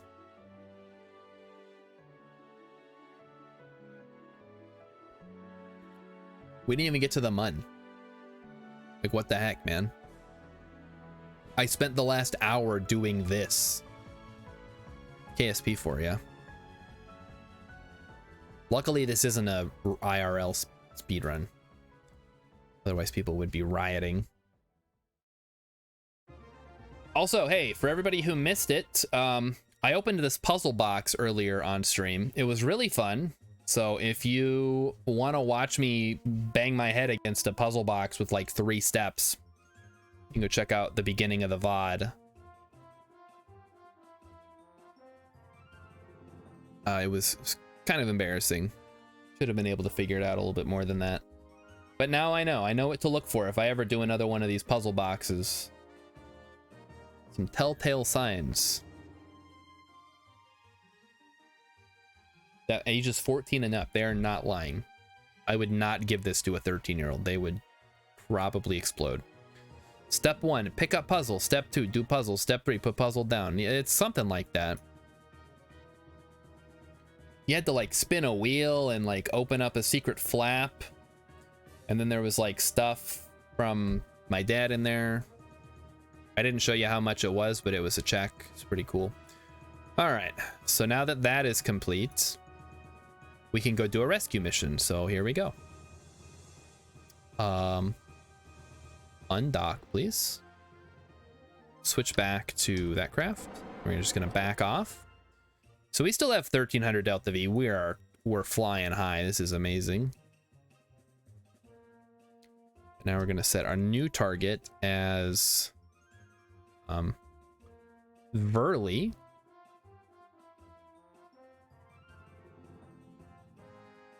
Now the problem is gonna be, what, you know what? We have enough Delta V. Like, who cares? Let's do this. Emikin says, my first realization that most parents have rules for what their kids can watch is in middle school when my friends were talking about the Lord of the Rings movie, and one of my friends said that her parents would not let her watch that because they were PG-13, and I was like, what? Your parents have rules? Yeah, well, I mean, a good parent should probably have some rules. Like, at least a handful, I don't know. There we go. A little bit closer, and we're good. All right. So we're gonna do this all in one fell swoop here. Blows this guy up. How much Delta V did we end up using? Oh, wait, you can't close this? Oh, you have to not be in time warp, duh. We used 7 monopropellant for everyone counting at home. So that extra tank we did not need at all. Pythagoras only has 3 rules as a parent. So be good, do good. What do you, I mean, dude, that could mean anything to anybody. But sure, I guess that's a pretty good rule. Don't hurt yourself, don't hurt others. You should just go with the laws of robotics. Those are pretty solid.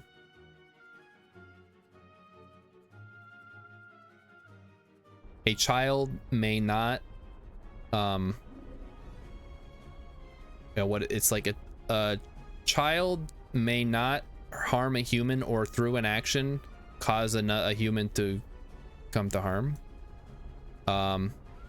2, a child must obey the commands of any adult except where it would interfere with rule 1. Rule 3, a child must preserve its own life except when it would conflict with rules 2 and 1. So there you go. RoboCop, serve the public trust. Protect the innocent, uphold the law. 4, don't betray OCP. Look at all this. There's all kinds of laws you could set up that are very simple. So yeah, I'm gonna go with just give your kids the 3 laws of robotics and call it a day.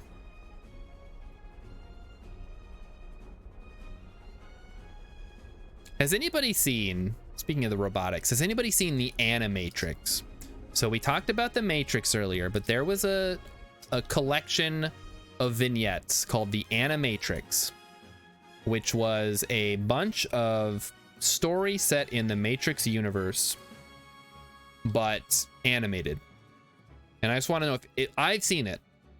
This isn't like a, oh, could anybody recommend? No, this is, I want to know if anybody else has seen this. Because there's some crazy stuff going on in the Matrix universe that is not touched upon in the movies. All right, there is Verley's debris. There is the fuel transfer. We'll worry about that later. One of the coolest things about the 3 laws is that it started off as this is how you can make robots work, and then Asimov thought about it and more, and his later works were actually, this is a recipe for disaster. Well, that's, yeah, they create a lot of drama, but they're not necessarily actually good laws. Although in one of the shorts that I watched that was based on an Asimov story, what caused the problem was that one of the laws had been altered, and the robotics expert was very upset about this. So she's like, hey, you can't just go around fucking with the laws of robotics. They all interact in a certain way. So I'm gonna need you to not do that. All right. So now we need to point at the target because we're a little bit of a ways off. We're just gonna go ahead and do this. I also have to remember that I have enough delta V in the RCS to probably deorbit me if necessary. All right, I'm gonna catch up with chat in just a second because I see people talking about the Animatrix. Really, says I remember Animatrix being a thing, but it was a buy another DVD sort of thing. I mean, there's a lot of content on that DVD. Enter the Matrix exploded and my C drive so hard it killed the drive, dented the case, and I had to replace one memory nodule. Holy cow. On PS2? Jeez.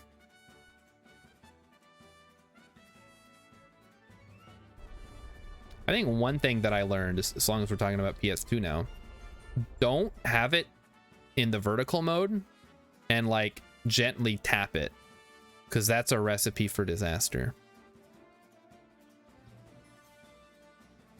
Also, and again, okay, another, so while you're talking about disks exploding in your disk drive, when my little sister was like 3 or maybe 4 or something, I don't remember exactly how old she was, she got into my PlayStation 1, and broke disc, I want to say it was disc 2 of Final Fantasy VII. It was either disc 1 or disc 2. And I could play it up till a certain point, at which point it would stop working. And I was so mad because I had, it was the pre-collector's edition that I had. So it didn't have the little green whatchamacall on there. It was like the original version of Final Fantasy VII. And then she broke the disc. And then I did eventually get a replacement copy, but it wasn't the same. Oh, this was on PC, Satari. Okay. Yeah, that makes more sense, because if it exploded in your PS2, like the PS2 would be destroyed and you would probably be a lot more upset.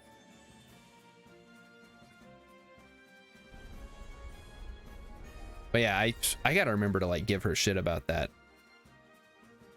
Although, if I say that, she's gonna come back at me with the time I let her leave the house when she was about the same age and just like wander off into the desert. For which I don't think I got in enough trouble because my parents were happy enough that she didn't get eaten by like a coyote or something. So, yeah, if, I don't know, I don't remember why I did it. I just remember thinking like, oh, they, like her and the dog want to go outside because we were watching somebody's dog at the time. I was like, okay, I'll just open the door and they can like go run around and then they'll come back. And then they did. When they did not come back, then there was a problem. So yeah, I guess I can't really say too much to her about that. Well, she was like a baby, so it doesn't make a difference. Whatever. All right, let's get a little bit closer here. Dude, I gotta start mining all my crazy life stories for content. finally a use for all that stuff that my parents made me do as a kid that they said would build character. It did, just not in the way they expected. The only time I saw a CD destroy itself was when the 4X drives first came out and someone put a paper adhesive label on the CD itself enough to throw the balance off. Ooh. Yeah, don't put stuff on your discs. Oh shit. We gotta slow down like really fast. Okay, I guess that wasn't too big of a deal because we have a skipper. Just kidding. It's fine. All right, let's point over there. We'll use the RCS for this. One of my kids figured out how the door opened at 3 years old. We started locking the doors during the day. Probably a good idea. Yeah, kids can be pretty crafty. I mean, I was 12, so I knew how to open the door just fine. Or maybe I was closer to 10. I don't remember exactly. And I don't know why I thought it was a good idea to just let a toddler and a dog go outside by themselves unsupervised in the middle of the desert. And they didn't get very far. But yeah, there's like coyotes and stuff out there. Could have like attacked them. Although the dog, I don't know. Either way, I didn't get in very much trouble. I probably should have gotten a lot more. Maybe I did and I just blocked it out.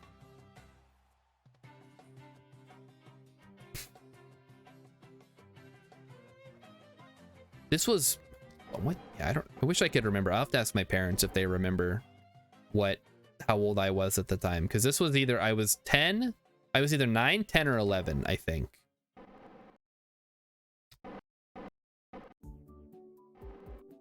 Because this was the same time I had the PlayStation, I had the N64. That's all I remember. I had oh jeez, did I tell you guys about Hey You Pikachu? So obviously having voice chat in a video game is not like a big deal now. But in 1998 or whenever that game came out, I was like, oh my gosh, I have to have this game where I can talk to a Pikachu. So I get the game. It comes with a little microphone. You stick it to the N64 controller and you go around and you shout commands at your Pikachu.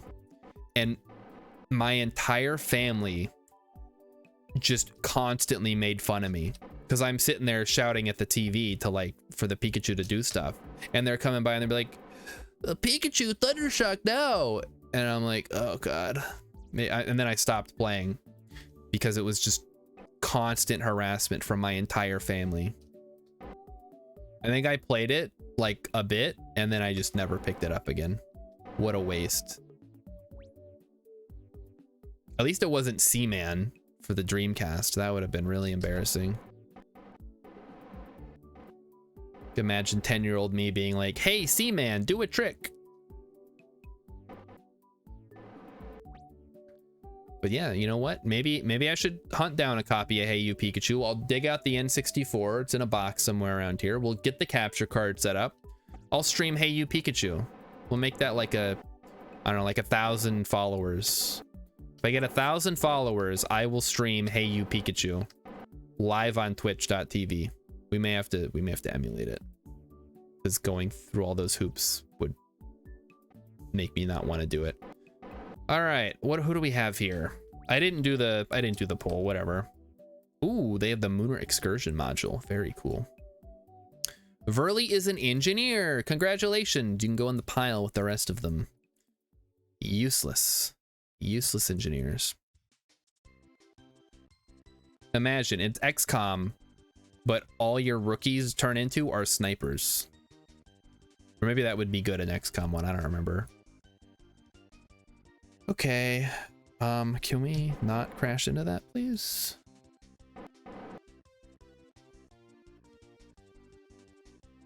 Go ahead and do a little re-entry, and then I think we're done. So Rilip doesn't have any good stories like that from childhood. Only child syndrome. I'm gonna say, oh, you only have child syndrome. I'm like, what the heck is child syndrome? Rilip says it would be funny if chat could redeem sound plays and it made Pikachu do things at random. You know what? There is actually a thing. Probably not for Hey You Pikachu, but it's called crowd control. Hold on, let me see what games this has. Crowd control, which I'll call it. Crowd control from interactive gaming. Let your viewers interact with the games you play while boosting your blah, blah, blah, blah, blah. It doesn't matter. Let's see what games this has. It has Among Us. It has Banjo-Kazooie. It has City Skylines. What the heck? Just gonna see which of these games I have. Deus Ex, Donkey Kong Country. I don't have that. Fall Guys. Luigi's Mansion. Minecraft. Plants vs. Zombies. Pokemon Crystal? How does that even work? RimWorld. Well, we already have something for RimWorld, though. Skyrim. Yeah, nobody cares about Skyrim. Sonic Adventure 2. And regular Sonic Adventure. Star Fox 64. Ooh. Subnautica. Hold up, chat. How much do I gotta pay for this? How much is this? No, it's free. Okay, there's a pro version. All right, chat. I'm hyped about this. Didn't the internet at large play through Pokemon once? Yeah, it was Twitch Plays Pokemon. That was a phenomenon briefly. It's like Twitch plays Pokemon and then everybody's like, well, Twitch plays blah blah blah. It's like, yeah, it really only works the one time. But so it has Subnautica on here. I'm curious to see what it actually does. Item price. You gotta pay. You have to log in. All right, so this might cost money, but it'll be totally worth it if I can play Subnautica and you guys can like fuck with me. The Sims 4, Zelda. Okay, a lot of Zeldas. You can do it with Breath of the Wild on the Wii U. Hold up. Chat, I have a Wii U. You want to see Chat GPT plays Pokemon?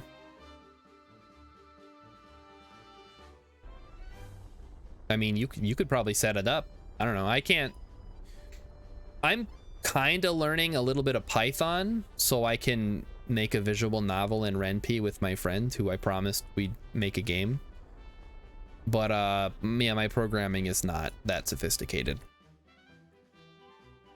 Neither is my writing. Now that I've actually had to start writing dialogue for characters. Ugh. Also, if any of you guys either do or know someone who does 3D modeling, please get in touch with me. I guess just tell me like what programs are worth looking into for people who don't have a lot of experience with 3D modeling. Because we need to generate up some characters and backgrounds and stuff. Rilip is a Python programmer. Oh. All right. Well, so the thing with RenP is it's very simple to work with. I think it uses, you can do Python scripts inside of the engine, which is, I guess, maybe beneficial to some people. Blender. All right. I've heard Blender. What about like Maya? I guess, well, I'll check out Blender if it's free. I didn't know Blender was free. It's been a long time since I did any kind of like stuff like that. I did computer-aided design in high school. Can we hold up? There we go. Which was kind of fun. I learned a lot. I also did what are those programs? It's like geospatial stuff, like map stuff with mapping. Everyone uses Blender for organic 3D modeling and even movies. You've used Real 3D and Imagine on the Amiga in the early 90s. So okay, so here's what we're trying to do. We need something that we can pretty easily whip up some characters. And I said like characters and backgrounds. That's what we're trying to work on right now. Transmit, recover. Okay, so we still got a couple of things to do on Wednesday. OpenStreetMap? No, it's, what is it called? Because it was like an actual useful thing. It's like geospatial technology. It's like a name. I don't know. But I had to do that in the army because we did a lot of stuff with maps. What's my target polygon budget? $1 million. I don't care about the polygons. I just need characters that look lifelike. Or they don't have to look lifelike. Honestly, if I had access to an artist that I could rely on, I would just do like illustrated characters, because I think that's a lot more personal. But I have had zero luck finding an artist who's willing to like work with me for free, basically. Because obviously I can't pay any money until I've made money, and I can't make money until I have the game, and I can't make the game until I have the art.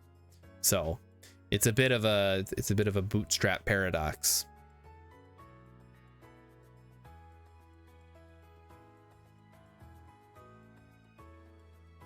Blender, Maya, and yeah, I think Daz 3D, or however you say it. I don't know if it's Dazed or Daz 3D. We grabbed that one because that was that there was a forum that we looked on and people recommended that. But yeah, Blender, maybe I'll have to check that out, because I'm basically putting him in charge of the art, because I don't have the time to dedicate to learning how to do a 3D modeling program while also working full-time and streaming most nights. And my weekends are exclusively for playing Oxygen Not Included now. I do not eat, sleep, or do any other bodily functions on the weekends anymore. Completely taken over. So I basically have Tuesday nights, except tomorrow, which of course is the movie night, and Thursday, which is specifically requested by Emmykins that I keep that free. Except then I just end up playing video games anyways, doesn't really matter. Unity has 3D. Oh, Unity could be good. None of them are super intuitive and will take a while to get used to. Yeah, that's why I'm putting my buddy in charge of it, because he has plenty of time just sitting around reading manga all day. The least he could do is learn a useful skill, right?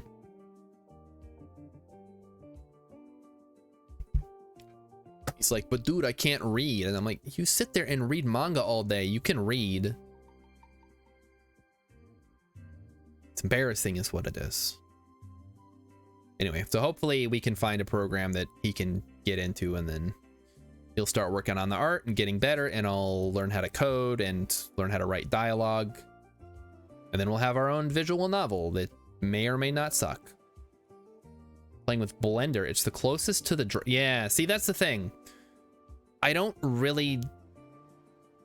Personally, I don't have the time to, like, get into fully creating characters from scratch.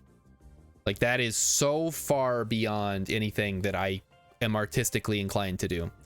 So what we were kind of hoping for would be like a Sims character creator type situation, where we could just whip up a bunch of like generic characters, customize their features, and plop them down in a world and be like, okay, pose like this, and we're gonna take that scene, we're gonna put it in the novel, the visual novel, we're gonna put some dialogue to that scene. I don't know what a geonode is. See, we're already there. Anyway, so that's my experience with 3D modeling. Again, if you are a 3D modeler or an artist and you are interested in participating in this project, probably no one is, but that's okay. That's just putting the call out there.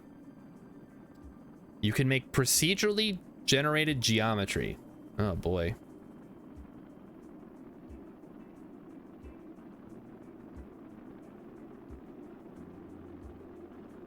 Also, you have to be willing to do it for free for like a while until we get the Patreon money up and running, if it ever happens. Have we considered playing with AI generation with image to image? We did talk about that today, actually. We thought about being like, well, we could just get AI generated images, and I'm like, okay, well, now we got to pay for an image generator because the free ones aren't gonna really suit our needs. But then I don't know, when I was reading a forum where people were discussing AI art in games, people were it was getting really heated. They're like, using AI art is basically stealing art because the AI may have learned on art that someone else's and it's just tracing over it basically. It's like, so what, we're just gonna like let AI make all the games now? It's like, well, you know, if it works, I guess.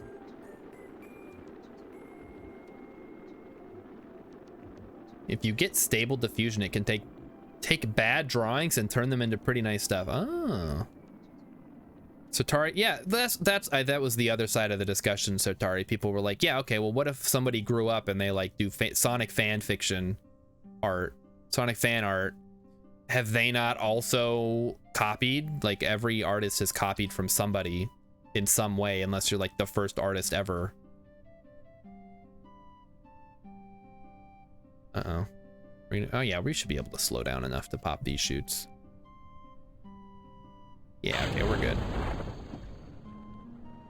There's very poor transparency in the how was this model trained arena right now. Yeah, so maybe once that's all squared away, although the water's... It's been kind of muddied at this point, right? Like, people are going to be like, oh, well, this model was not trained in anything except for these other models which were trained on this stuff, which... I don't know. I don't know anything about AI generation, so that's, again, way beyond anything that I know. I feel like AI looks good now, but soon all the AI is going to start learning on the art made by an AI, and it's all going to eventually start looking the same. We'll see. I mean, we've still got a ways to go in the AI art front. I think one of the, if you guys remember, it's like AI Dungeon. It tended to make nonsensical situations, especially if you responded in a way that made no sense. So there's still a lot of stuff to work out before AI completely replaces like a dungeon master or something like that in a role-playing game. Still kind of cool though. So we're gonna splash down here and then we're gonna wrap it up. So I'm gonna take this opportunity to thank everybody once again for coming out to the stream. You guys make doing this super awesome.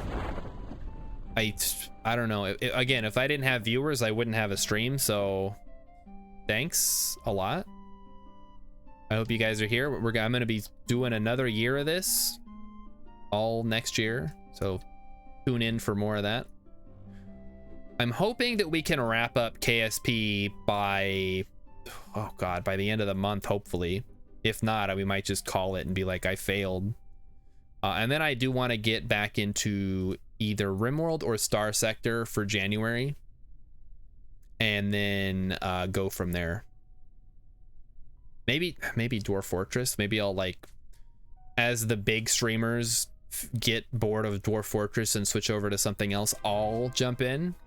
Oh no, Palu's coming in with the raid. We were just about to wrap it up. All right, you know what? In honor of the raid, and since it's supposed to apparently storm here tonight, I'm gonna go. I'll go a little bit longer. So, no big deal. Also, what that? We're going so slow. So Palu, hey, let's get Palu a shout out. Emmykins can do that. Dude, they got crowd control for Tony Hawk's Pro Skater 2. Hold up.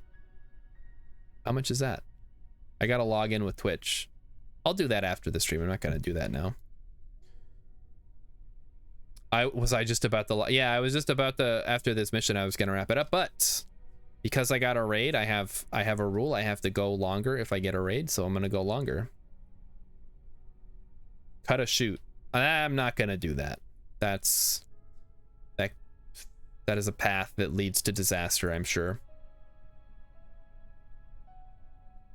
I'm getting another one. Oh god. What was the other? What's the other one? Everybody's just coming in. I guess because Matt Comart's not streaming.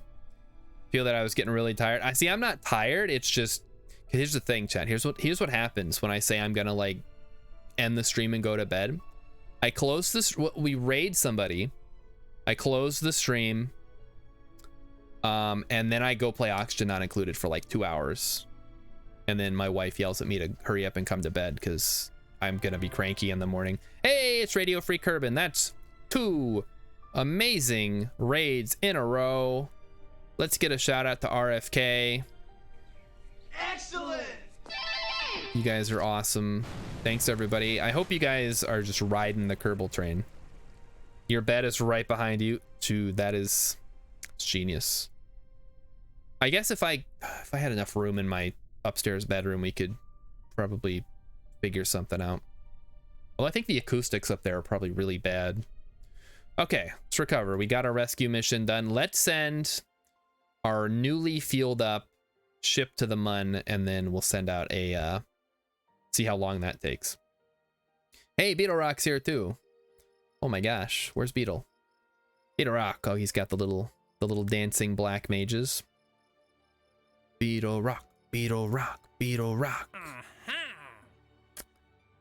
All right, nothing fresh here. We did get another engineer, which is very sad. So what does RFK have for some emotes? You've got a Galaga, very cool. You have a spinning record. Is that a frog? Why is there a frog?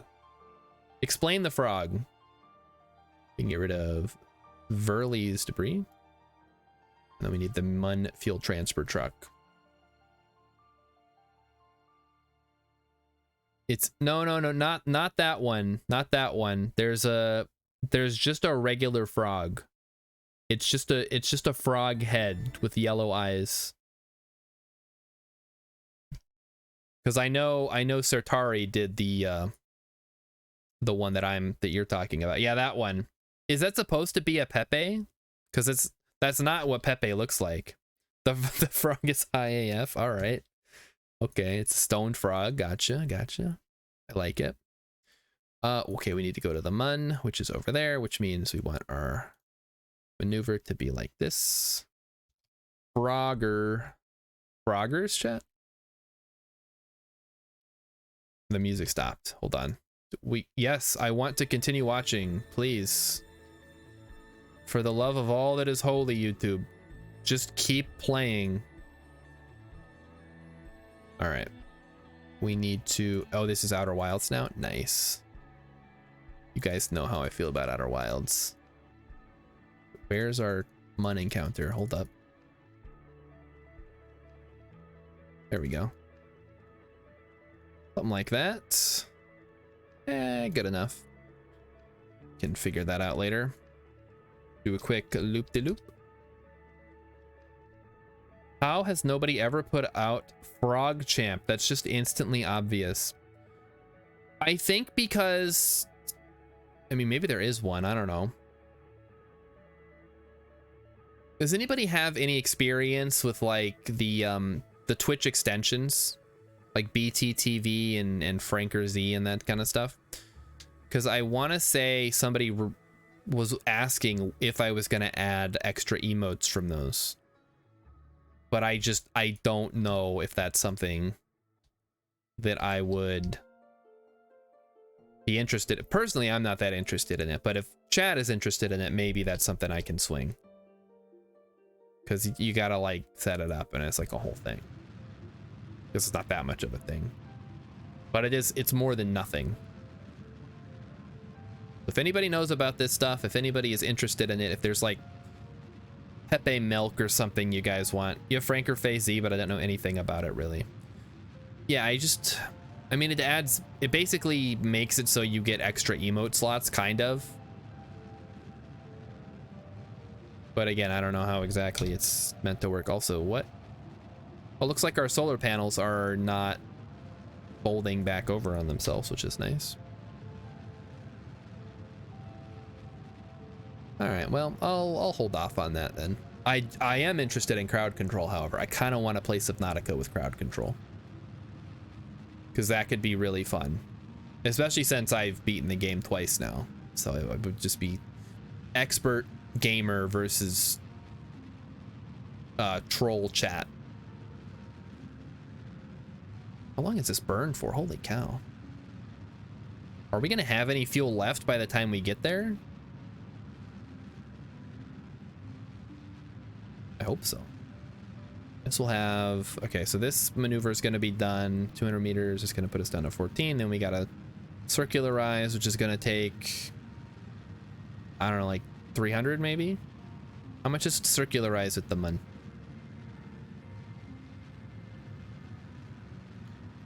All right, there we go. Oh, hold up. That's not ideal. Can we fix this maybe? We go radial in. I maybe should have set that maneuver up a little bit better.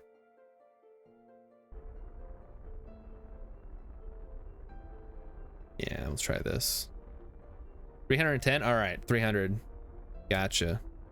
That was about right. Eventually I'm just gonna have to learn these numbers because I can't constantly be referring to a delta V map just to go to the mun. It's absurd.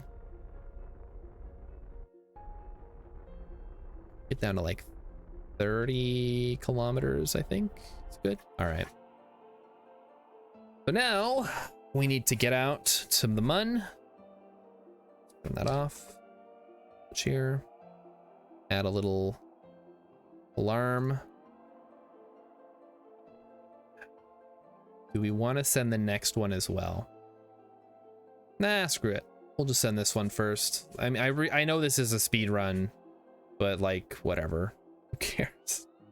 At this point, I don't think anyone cares about the speed run time. Least of all me. Just turning into another hard career. Delete and close. It's funny, but I play almost exactly like Nerdthagorus does. Explain. What goal? I'm trying to unlock the entire tech tree in under a Kerbal year. I mean, that was the kind of the hard, not the hard cap, but like a soft cap. Like I want to do it within one Kerbal year. But also kind of see how fast I could do it on hard mode, which is, as I'm sure you guys know, actually pretty hard in this game. Virtually same techniques. Watched a lot of KSP players, and you're the first where it resembles how I play. What can you explain more? What am I doing that's so bad that you have to bring it up? And yes, also welcome, Fence 300. Well, it sounds bad when you say it like that. It's like you play almost... Okay, maybe you don't play bad, I don't know. But the fact that you're pointing it out makes me think that it's bad. It's like no other Kerbal player plays the way you do. Like, what do you mean no one else plays like this? This is how you play the game, right? You do missions and stuff. Go on adventures with your Kerbals. All right, let's set it as target. And did I say Fence 300? Well, here, let me give you one of these too. Excellent! Just trying to concentrate on a lot of things. It's hard to make sure everybody gets the attention they all deserve. All right, let's... So this guy's 10 kilometers. Holy cow, I'm surprised he's not colliding with something. He's like, he must be screaming up there around the mun. I understand you're probably not trying to insult I'm just making content. I am curious though, like what you mean, like what I'm doing specifically. Because I know I do play, I have my idiosyncrasies, a lot of which are rooted in the fact that I started playing in the days of old, back before they introduced like Delta V readouts and stuff. All right, let's see if we can just get a separation here. That's pretty good. I'll take that. The only attention I need is for you to win the game. 7K is the lowest you can go around the mun. Man, he's cutting it close. I wouldn't orbit that low personally, but I guess that's why I'm not the one who needs the rescue mission. All right, we're gonna flop around here. Also, I don't use mods, which is probably also in the Kerbal community a bit of a unique thing. Maybe not as unique as I would like, considering I've seen other people streaming also advertising no mods. All right, so we are 6 kilometers out. Let's just try to kind of match velocities, and then we'll go from there. Should have enough delta V to make this work. Okay, here we go, here we go. A little bit more, a little bit more. A lot a bit more. All right, and then once we've basically matched velocities, we need to aim at the target, which is somewhere. There it is. Nightbot is your favorite mod. Wait.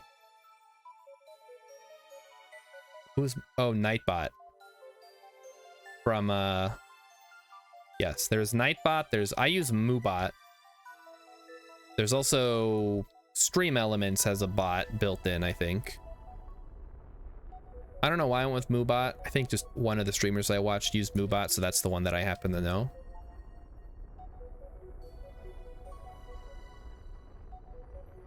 If you have a, you know, if you think that there's a bot that is better. You just came to my techniques by myself, so it was interesting to see some. Yeah, okay. All right. Yeah, I learned a lot, obviously, from watching early Scott Manley before he pivoted to not Kerbal content. Because apparently that's a leap you can make. You can make Kerbal content, and then you can just become a real astronaut, I guess. Which is kind of cool. I don't think I can become a real astronaut. I'm too fat. And also don't really want to go into space unless I'm going somewhere. They're just like, you can go into space. I'm like, cool, where are we going? And they're like, no, just into space. And then you're coming back. I'm like, that's not really interesting. You didn't know Nerdthagoras streamed? Yeah, Nerdthagoras, when was the last time you streamed? I don't think I've seen any alerts. Am I following you? I may not. Okay, it's rare. Gotcha. Just the right amount of bald tea, though. Who, Scott Manley? I guess, yeah, I guess that would help. I wouldn't have to shave my head in space, which I imagine can cause trouble. All right, let's see if this works. We have 800 meters per second left in the dang tank. Well, we have 800 for this vessel. If we send a very light landing craft, then the fuel is going to have a different amount of delta V in it, right? So it won't matter. Oh shit, target mode. How far did we're off by 1,000 meters, whole kilometer. We can fix this. We can fix this, chat. We got it. We got it. And whoop, there we go. Now we just point at our target. Start making our way over there. So how is this gonna work? What we're gonna do here is we are going to rendezvous with this Kerbal, and then they're just gonna hop in, and then we're gonna just kind of leave this station in orbit for now. Arpeggiator says, am I wrong? But I thought that bald was just a type of eagle. Well, there's bald eagles. There's also bald men, which is what I am. I am a member of the bald men species. There's also Baldy's Basics, which I have heard of but do not know anything about. But don't ask me any questions about Baldy's Basics. There's also Bald Mountain. So Night on Bald Mountain, of course, one of the vignettes from Fantasia. Piebald is a coloration pattern of having spots or patches. See, look at this. There's so many different types of bald. Rilip is in transition from not bald to bald. Just shave it off, man. Get it over with. It's not worth it. Don't be like one of those guys who's just like, they're clearly going bald, but they won't let it go. Just let it go. It'll all be over soon. Also, can somebody in chat, I don't want to Google this right now, I just want to know if anybody knows what the heck milkshake duck is. Being a birds. Because like I was watching a video today and someone's like, don't milkshake duck this person, and I'm like, what the heck does that even mean, milkshake duck? I thought bald was a family of man, not just a species. Well, it's okay. Well, science doesn't quite have a term for what it means. Milkshake duck is when you find out someone is problematic. Why is it called milkshake duck? That sounds like a cartoon character. Like, oh no, it's milkshake duck. Watch out for milkshake duck. Here he comes. Maybe that is from a cartoon. You know, Rocco's Modern Life character or something. It comes from a tweet where everybody loves that viral duck, and then the duck turns out to be a Nazi. What the hell? Why? Okay, but what's the milkshake for? Was the duck drinking a milkshake? How was Howard the Duck involved in all this? Hey, another pilot. Nice. That's actually quite useful for our purposes here. Well, let's send him on over. I should have done a dang prediction. You guys are missing out on some beans. That's how the duck went viral. Oh, because he's drinking a milkshake. All right. Thank you. So basically, milkshake ducking someone is like revealing that they are in fact problematic, and anyone who enjoys their viral tweet or content is by extension problematic. Gotcha. Someone brought up wasn't it Stephen King was talking about going goblin on Twitter? Australian cartoonist Ben Ward. Okay. All right. Thank you, Rilip, for looking that up for me. I kind of knew it was something like that, but I hadn't bothered to look it up yet. Mostly because I was at work and it was like a whole thing. Kind of wish I could just work from home every day, but I know I would never get anything done. So it's nice to go into the office from time to time. Oh, hello. Why is my station doing that? Can it not do that? Uh-oh. Okay, there we go. It's like, it just like flipped around. Do you guys see that?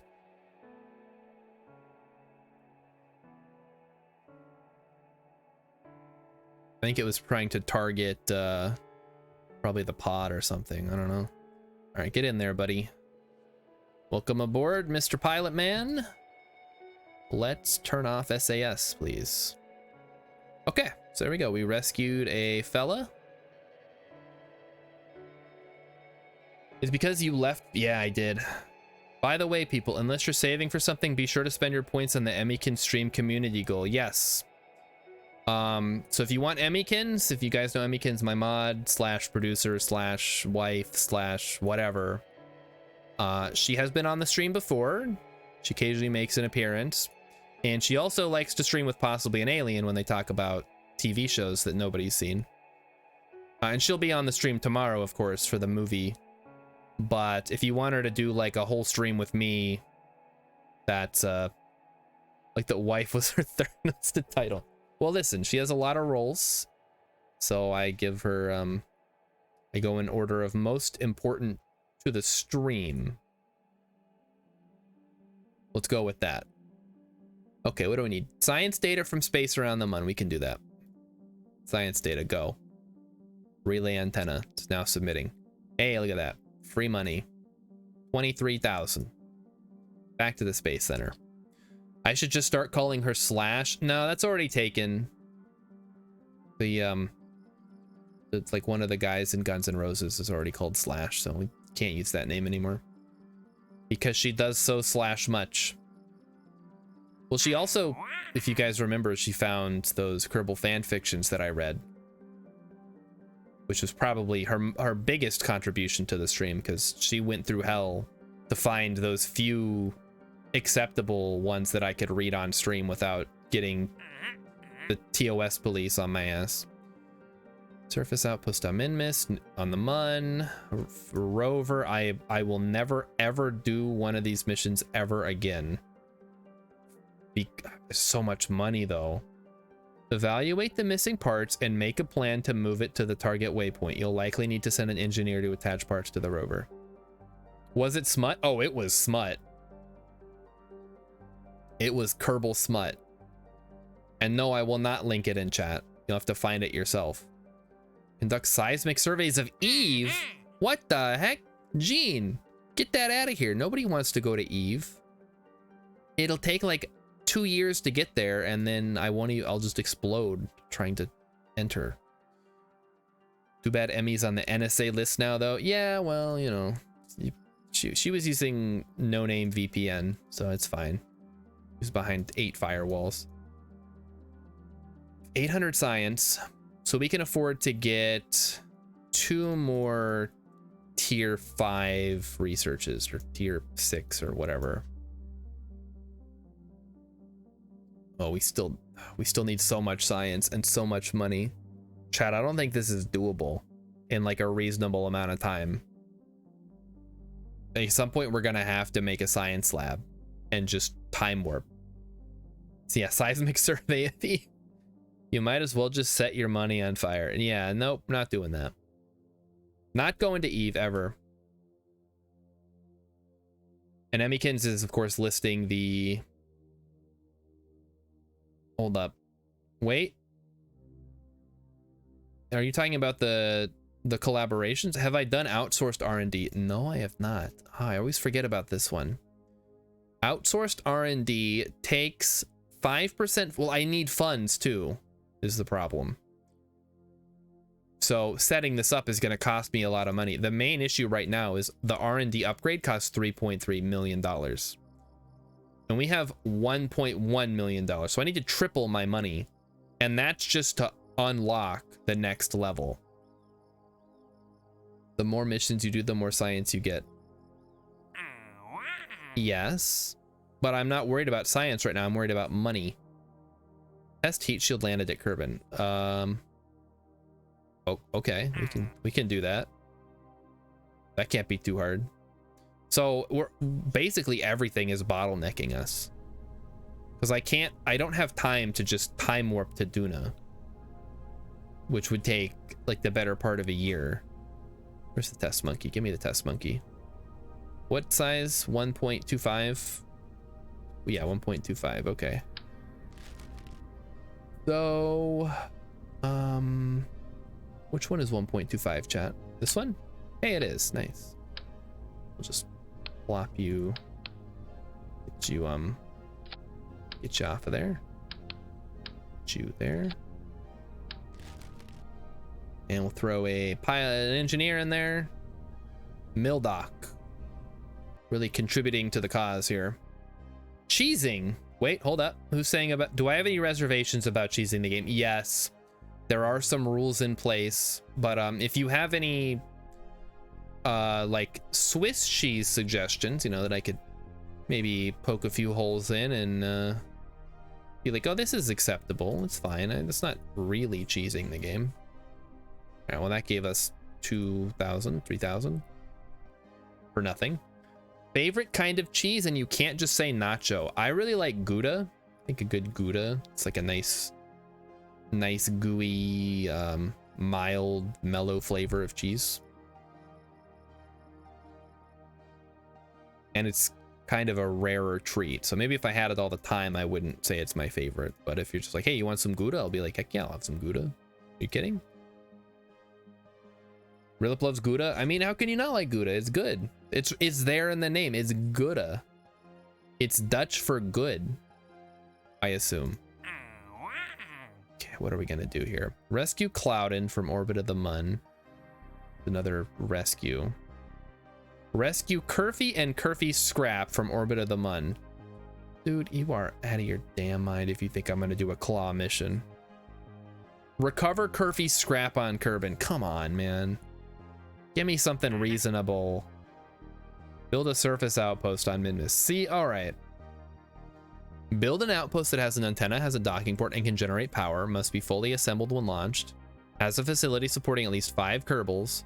Has a mobile processing lab. You know what? Fuck it, we can do this one. This is easy. We throw a cupola, hitchhikers and a lab, and that's it. And then we throw some solar panels on it. We'll take that. That'll give us some money. Plus we can then have a science lab going, which will give us something to do. One strategy I've done was to launch rovers with ore tanks and refineries, recover them when the fuel is synthesized, and profit over time off of a mission to the backyard. Yeah, the thing is, we're on hard, so ore stuff is super low, and I think the time scale on which we would actually recover anything, plus we, guess what, ore is wait, maybe we, yeah, or drilling is the final stage of R&D, so it's not even, by the time we have the money to unlock it, we won't need the money anymore. Yeah, again, another catch-22 here. Ugh, hard mode. So yeah, we're just in like the very grindy portion of this whole thing. Do we? Okay, so chat, here's the thing. I have done this type of mission before in a previous game, and it did not go well because I put the dang wheel on and then the wheel didn't work. The rover just sat there on the ground and did nothing. Just get magic ore from full ore tanks. I don't have ore tanks, Rilip. If I could get ore tanks, I wouldn't need the freaking money because I'd already have the science that I need. Then we could just do some crazy mission to Minmus and just hop all over with the gravioli, ravioli, give me the formuoli. All right, well, again, all right, I've gone another 30 minutes after the raids, so is there a Dino Riders mod for Ark? Isn't that just Ark? That Ark was just Dino Riders the game. But yeah, so I'm gonna wrap it up for the night. Let's see who is hanging out tonight. Hey, you know what? Let's pay it forward. We're gonna go raid Neptune Evo. The tech tree majorly sucks. Hey, you know what? Yes, it does. So here we go. Everybody have a great night. I will see you tomorrow, hopefully, for movie night. Otherwise, more Kerbals coming Wednesday.